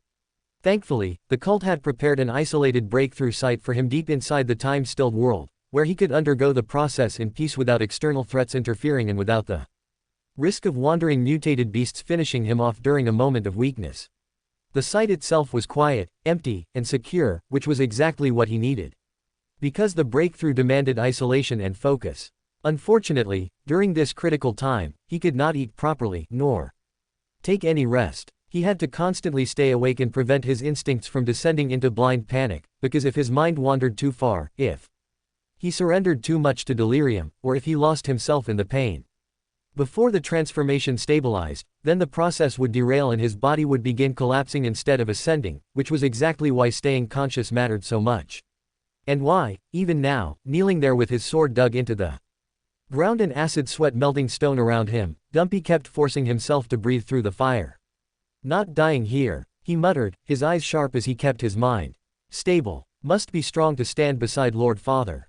Must make him proud. The words came out broken, but the resolve behind them remained unshaken, as he continued to fight through the pain. All his life, he had wanted strength above all else. Real strength. The kind that let him stand at Leo's side without shame. The kind that let him protect the cult, crush enemies, and rise high. Enough that even enemy gods would one day have to acknowledge his existence. And so he endured. He endured for his future. And for the promise that when he emerged again from this isolation, he would be a beast that would put the universe on notice with his power. Planet Satoru, Central Military Base, Leo's POV. Leo stood at the highest observation point of the military base, his figure positioned near the edge of the sky tower as his gaze remained fixed on the vast stretch of the base below, where thousands of soldiers diligently carried out their daily tasks. He remained perfectly still, his mind not in the present, but worried about future events, when, "My lord, I have the report you requested." A voice came from behind him, as he turned to look at Shadow Number 1, who respectfully kneeled behind him. For a moment, he remained silent, before then turning to look towards the soldiers again, as he smiled and said, "You know, who would have loved this spot?" he asked, his tone calm, as he recalled a fond memory from the past. However, having no context of who Leo was referring to, Shadow Number 1 could not help but remain silent, as he waited for Leo to give the answer himself. "My old master, Charles," Leo continued quietly, his voice carrying a faint trace of something deeper as he continued to look out across the base. "He would have stood here every day if Satoru was under his control, smoking a cigarette while thinking about the future of the cult," Leo added, as the image seemed clear in his mind despite the absence of the man himself. "If he were still alive, he would have been excited about this, about the cult expanding again," he continued, as his expression remained steady even as the thought lingered. "I wish I could have shown him this day." Shadow Number 1 lowered his head slightly at those words, recognizing the weight behind them without needing to respond immediately. "I am certain he would have been proud of what you are doing now, my lord," he said after a brief pause, his tone respectful and measured as he offered the only response he felt appropriate. Leo gave a faint nod at that, accepting the sentiment without lingering on it, as he shifted his focus back to the matter at hand. "The report," he said simply, gesturing for him to continue. Shadow Number 1 straightened slightly before speaking again. "Just as you anticipated, a large number of merchant vessels have begun requesting entry into planet Satoru," he began, his tone steady as he delivered the update. "However, upon screening these ships, it has become evident that they are not ordinary traders, as many of them carry transcendent tier individuals and, in some cases, even monarch-level passengers," he continued, his gaze steady as he relayed the details. "Based on this, it is highly likely that these ships have been dispatched by the great clans to probe our strength, with decoy spies masquerading as traders, as it's impossible for genuine merchants to be this high-leveled," he added, as a faint chuckle escaped Leo's lips at those words, his reaction immediate as he shook his head slightly. "They are predictable," he said, his tone carrying quiet amusement as he looked out across the horizon once more. "They always follow the same pattern: observe, test, and then decide how seriously they need to take the threat," he continued, as his gaze sharpened slightly. "And for now, they are still trying to understand what we are." Shadow Number 1 nodded once. "As per your instructions, all such vessels have been denied entry, and no external or internal traffic is currently permitted," he said. "The planet has also been disconnected from the galaxy net, ensuring that no information regarding our operations can be leaked by local inhabitants," he added, his tone precise as he completed that portion of the report. Leo remained silent for a brief moment, considering the situation as it unfolded exactly as he had expected. "Good," he said finally. "Let them grow a little desperate," he continued, his voice calm yet deliberate. "There is no need for us to reveal our hand this early, not when the real game has not even begun yet," he added, as his fingers tapped lightly against the railing. "For now, keep them in the dark and let uncertainty do the work for us." he said, as Shadow Number 1 inclined his head slightly before. Continuing. Onto other topics, the morale of the troops remains high. They seem eager for more conquests now that they've tasted victory. Once, Commander James's fleet, Commander Silva's fleet, and Commander Dupravel's fleet have all successfully arrived on Satoru, and integration into the planetary defense structure is progressing smoothly. If everything proceeds according to schedule, Commander James's fleet will be ready for forward deployment within 3 weeks. He reported, as Leo nodded at that, satisfied. Everything was moving exactly as he wanted it to. And what about the special surveillance I ordered on Clarence and Terrence? Leo asked, as Shadow Number 1's expression turned slightly more serious at that point. As instructed, we have deployed personnel to monitor the movements of the demigods Clarence and Terrence, he said. However, tracking them has proven to be difficult, as they do not appear to be stationed in any fixed location, he continued, his tone measured. They have not been observed on Granada, and instead seem to move unpredictably between different regions of space, often appearing on neutral planets, while occasionally surfacing on territories under God Morris's control, he explained. As of now, their objective remains unclear, and our intelligence network has not been able to determine what they are attempting to accomplish, he concluded. Leo remained quiet after hearing that, his gaze drifting slightly as he processed the information. Then, slowly, a faint sigh escaped his lips. Well, that's not good, he said, as he shook his head in disappointment. Of all the gods in the universe, if I can't understand the motives of someone, it is Morris. So it's important we have complete information about his schemes, no matter what. Because that snake is always planning something nefarious, Leo said, as Shadow Number 1 bowed his head in shame. No matter the cost, find out what Clarence and Terrence are up to. If we are to aim for universal domination, then our information network really needs to be the best in the universe, Leo said, as Shadow Number 1 nodded in agreement. I will do my best, my lord, he assured, as Leo nodded once and waved a hand to dismiss him. Once Shadow Number 1 departed, Leo returned to his internal thoughts as he turned his attention back towards the future that currently worried him. At this point, he already knew that fighting a god in the near future was an inevitable event, and yet, it was not something that could be approached with instinct or arrogance, as such battles demanded planning across multiple layers beyond simple strength. The first factor he considered was the location of the fight, as engaging a god on a populated planet like Satoru was completely unacceptable under any circumstance. For even a careless exchange between them could devastate the planet's structure, as a single uncontrolled strike from a god could wipe out billions without intent or restraint. Which meant that if a god ever appeared on Satoru, his first objective would be to draw the battle away immediately, regardless of how unfavorable the positioning became. The second factor he analyzed was the duration of the battle, as a prolonged fight would increase unpredictability and reduce his control over how events unfolded. Unlike previous encounters, this was not a fight he could afford to drag out, as the longer it continued, the higher the risk of external interference or miscalculation.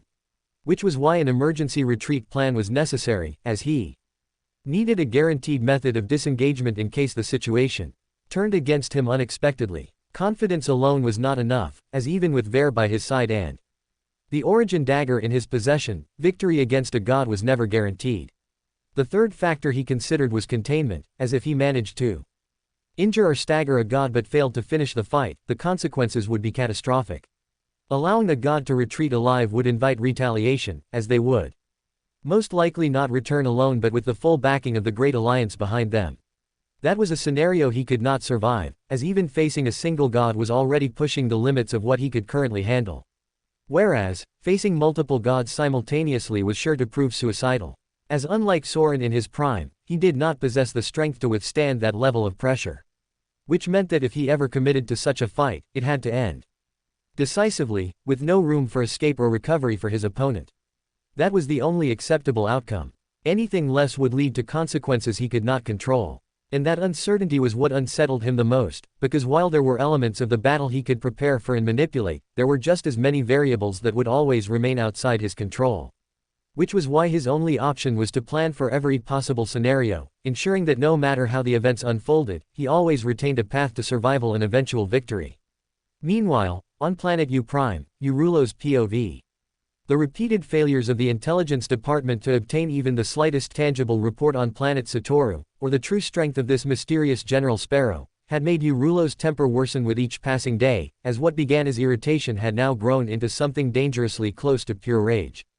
For over 10 days, reports had arrived only to say nothing meaningful, as there were no troop estimates collected, no force composition sketches assembled, and no confirmed assessments regarding either the enemy's numbers or the strength of this so-called General Sparrow, which was precisely what made the silence surrounding Satoru feel so unnatural. And that, more than the failure of the conquest itself, infuriated him. What sort of nonsense is this, It has been over 10 days since those cultists landed on Satoru, and yet there has not been a single meaningful word about their numbers, their commanders, their troop tiers, or even who in the heavens this General Sparrow actually is. So tell me, what exactly has my intelligence department been doing all this time besides collecting salaries and breathing my air? Rulo thundered, as his voice echoed through the chamber while the gathered intelligence heads stood below him with lowered heads and rigid shoulders. No one answered immediately, because although each of them had explanations prepared, none of them wished to be the first to offer excuses before a patriarch already this enraged. However, someone eventually had to, as at last, the intelligence chief stepped forward, sweat already visible across his brow. My lord, it is not from lack of trying, I swear it is not, but the cult has sealed Satoru beyond anything we anticipated. All merchant ships are denied entry, nearby trade routes have been forcibly redirected, and their patrol vessels now exert military control over the surrounding airspace, which means our agents cannot even venture close enough to begin proper reconnaissance, the man explained, as even while speaking he sounded aware of how weak those words would sound.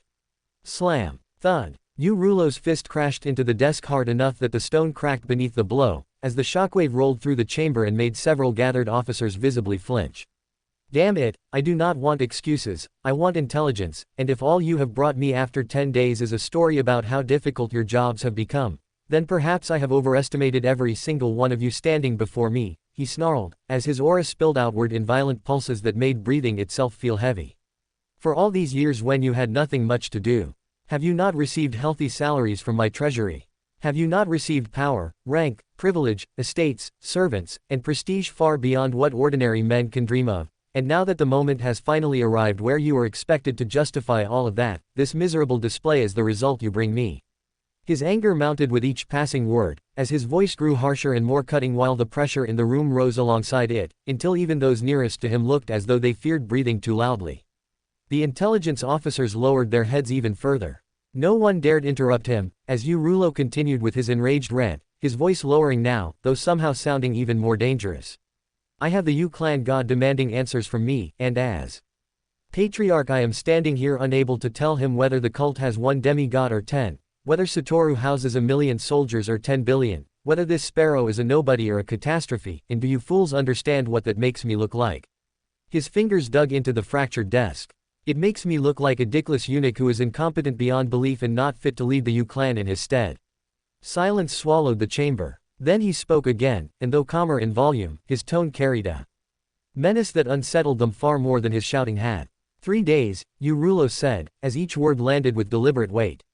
I am giving every one of you 3 days to bring me concrete results, real results, not speculation, or theories or hypotheses pulled out of your asses, but rather the truth. And if after 3 days I still do not know what exactly is happening on planet Satoru, then I swear by the bloodline I will personally hunt each of you down and make examples out of you.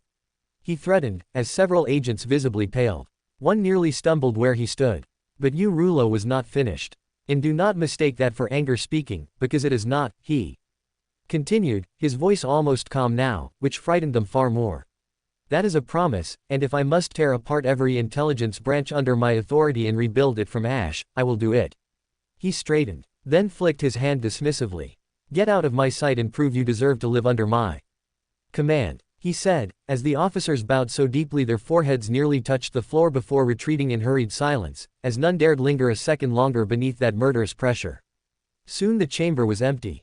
Only Rulo remained. His breathing was controlled, yet his thoughts were not, because beneath all the fury, what unsettled him most was not incompetence, but the possibility that the cult had hidden itself so completely because it had something truly terrifying to hide.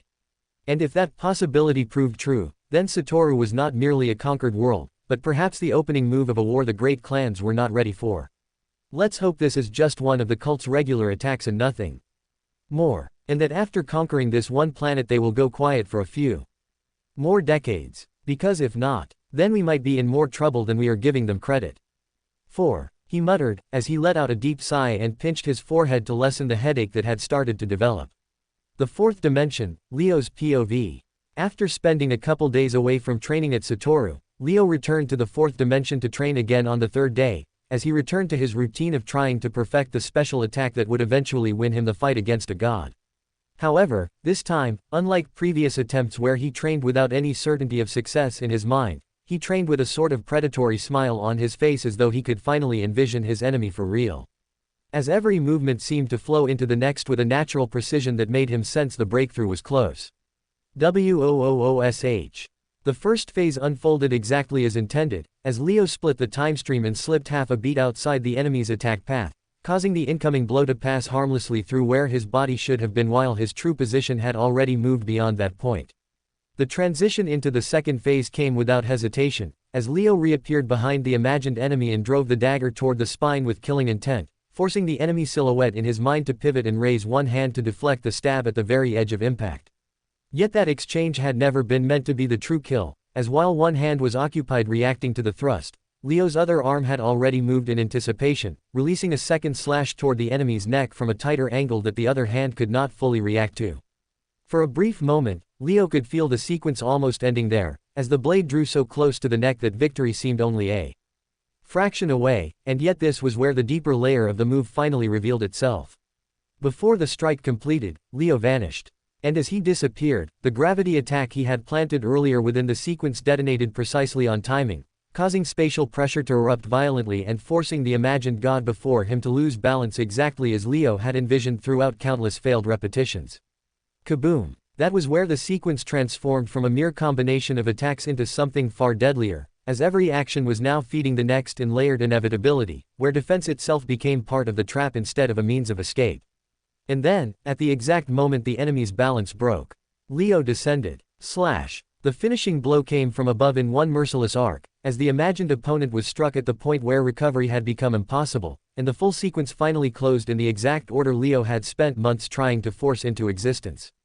Pant. Pant. Silence followed. Leo remained frozen for several breaths afterward, his chest rising heavily as exhaustion moved through him, while his mind struggled to accept that he had just executed the sequence precisely as he had wanted for the first time ever.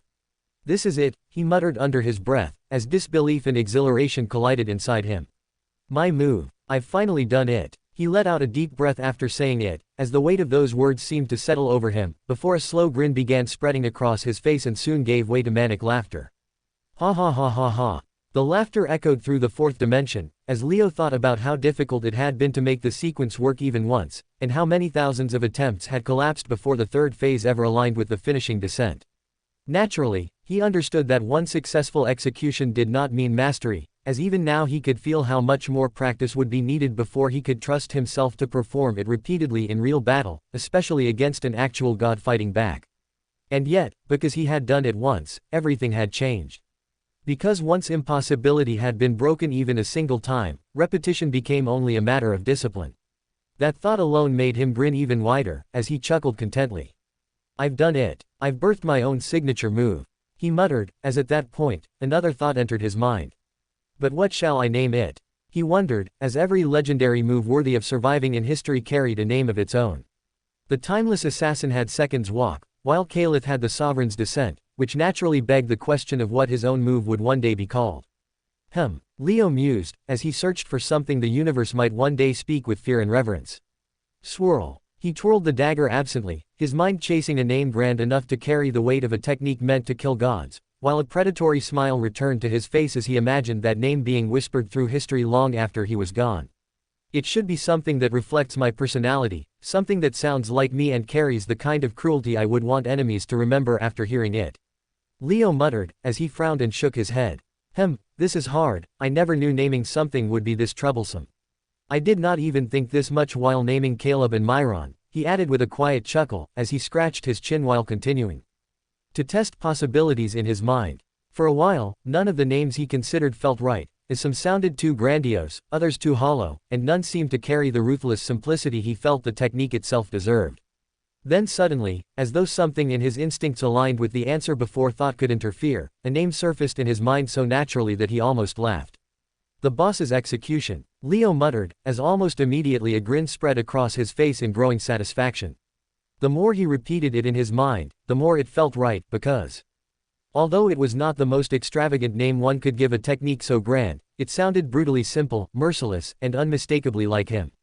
The boss's execution, yes, that is it, he said, nodding to himself as a faint predatory light entered his eyes, while the name already began feeling less like a thought and more like something destined.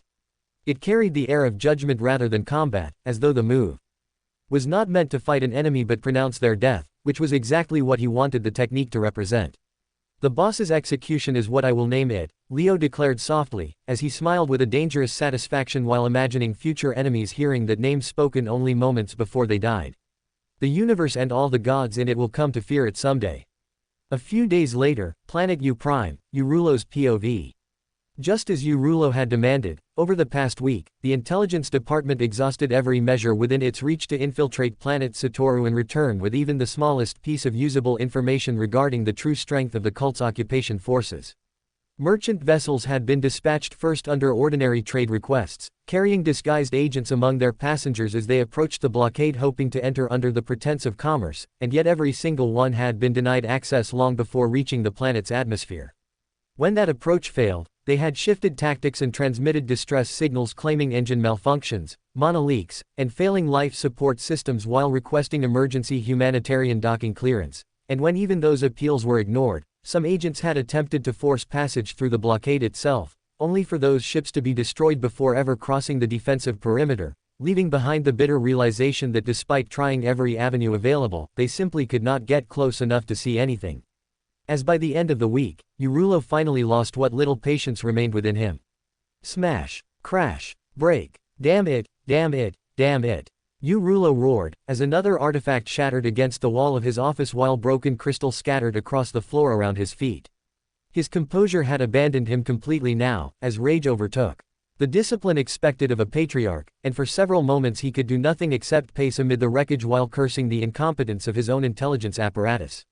Why are they all so useless? He muttered through clenched teeth, though even as he said it, a bitter part of him already knew the answer. The truth was not that the intelligence wing had suddenly become incompetent, but that it had been hollowing out for centuries, as too many generations had operated in comfort, dealing with trade disputes and minor border incidents while rarely being forced to contend with an enemy that understood concealment and counterintelligence at this level. Worse still, many of the men who had preserved whatever true competence remained had died on the pit during Aegon Ver's execution, because several veterans who formed the quiet backbone of those institutions had attended as honored guests and never returned alive. Their deaths had left damage far larger than numbers alone could describe, as some had held together entire strategic networks through judgment and experience, while others had anchored military coordination through instincts that could not simply be taught to replacements. Naturally, some positions could be filled again over time, yet the depth of skill those men carried could not be restored so easily, which was why Eurulo knew the wounds left behind would likely take a century to fully mend. But unfortunately for him, he did not have a century to rebuild the Yu clan. He only had today. As today, he had to face Yukiro as a failure, as just thinking about it made him depressed. I do not even know what face I am supposed to show the clan god with empty hands like this. Eurulo muttered, his anger draining into something much heavier. For all his fury toward his subordinates, none of it changed the reality that he now stood with almost nothing meaningful to report regarding the enemy gathering on Satoru, and that, Yukiro was most likely going to be extremely disappointed in him today. I just hope the ancestor is more understanding of my position, he muttered, before bending to fix his hair in a broken mirror shard, as he tried to fix his composure, before leaving to meet Yukiro as scheduled. Surprisingly, Yukiro was not angered by Eurulo's failure to obtain any information regarding the cult's operations at all, as after hearing the full account in silence, he merely leaned back slightly and spoke with a calmness that caught the patriarch off guard. Well, this is unfortunate, but nothing beyond what I had already begun to suspect, Yukiro said, his tone measured as though the matter, while serious, had merely confirmed a line of thought he had been following alone. For the past week I myself have tried probing planet Satoru with divine sense, and yet even I cannot see what exactly is happening there, which means whatever concealment the cult is using is not ordinary battlefield obscuration, he continued, his voice lowering slightly as the implication deepened. It appears Soren passed on the knowledge of how to block the perception of enemy gods trying to peer inward, because even I have been denied vision into that planet, and that is not something I say lightly, he added, as those words made Eurulo's expression tighten. With alarm. For a moment Eurulo simply stared, because hearing even a god Admit blindness toward an occupied world made the problem feel far graver than failed reconnaissance ever had. So what now, Clan God, what can we do to mend this situation? Rulo asked, as despite maintaining formality, there was unmistakable urgency beneath his words. Yukiro did not answer immediately, as instead he slipped one hand into his sleeve and drew out 2 sealed orbs that glimmered with a compressed radiance so dense that even standing near them made Rulo gulp nervously. Come, Yukiro muttered, as he gestured for Rulo to step forward. When the patriarch approached, Yukiro placed both orbs into his hands with deliberate care before speaking. These contain the full force of my killing intent, Yukiro said, his tone calm, as though discussing tools rather than weapons capable of devastating fleets. Take a fleet personally to Satoru, and if the blockade attempts resistance, crush one of these near their outer formation and it will erase every ship caught within its radius, after which you may force entry onto the planet, he explained, as Rulo felt the terrifying pressure sealed within the orb and understood at once what sort of treasure he had just been entrusted with. The second is not for conquest, Yukiro continued, his eyes sharpening slightly, it is there to ensure you leave alive in case this enemy proves as strong as we fear, because information remains the true objective, not reckless glory. Rulo's eyes widened despite himself. He had not expected this. An aura orb carrying the full force of a god was no ordinary artifact. But a weapon minor clans could go to war over, and for Yukiro to entrust 2 of them to him made the significance of this mission unmistakable. With such a weapon, reclaiming Satoru almost felt possible. Yet he understood immediately that was not what had been asked of him. This was a reconnaissance mission first, and that was the main objective. Thank you, my lord. I will not disappoint you this time, Rulo said, his voice carrying renewed conviction as he bowed deeply while securing the orbs. Yukiro gave only a small nod at that, as though anything more would be unnecessary. Go, then, he said, lifting one hand in dismissal. And find out whether the cult has truly birthed another monster. Before he has time to grow into another Soren. Or history forbids, the timeless assassin. For more thrilling fanfiction stories like this, check out my channel Fanfic Audiobook. Dive into epic adventures, mysterious realms, and legendary journeys brought to life through immersive storytelling. Don't forget to like, share, and subscribe for more amazing audiobooks.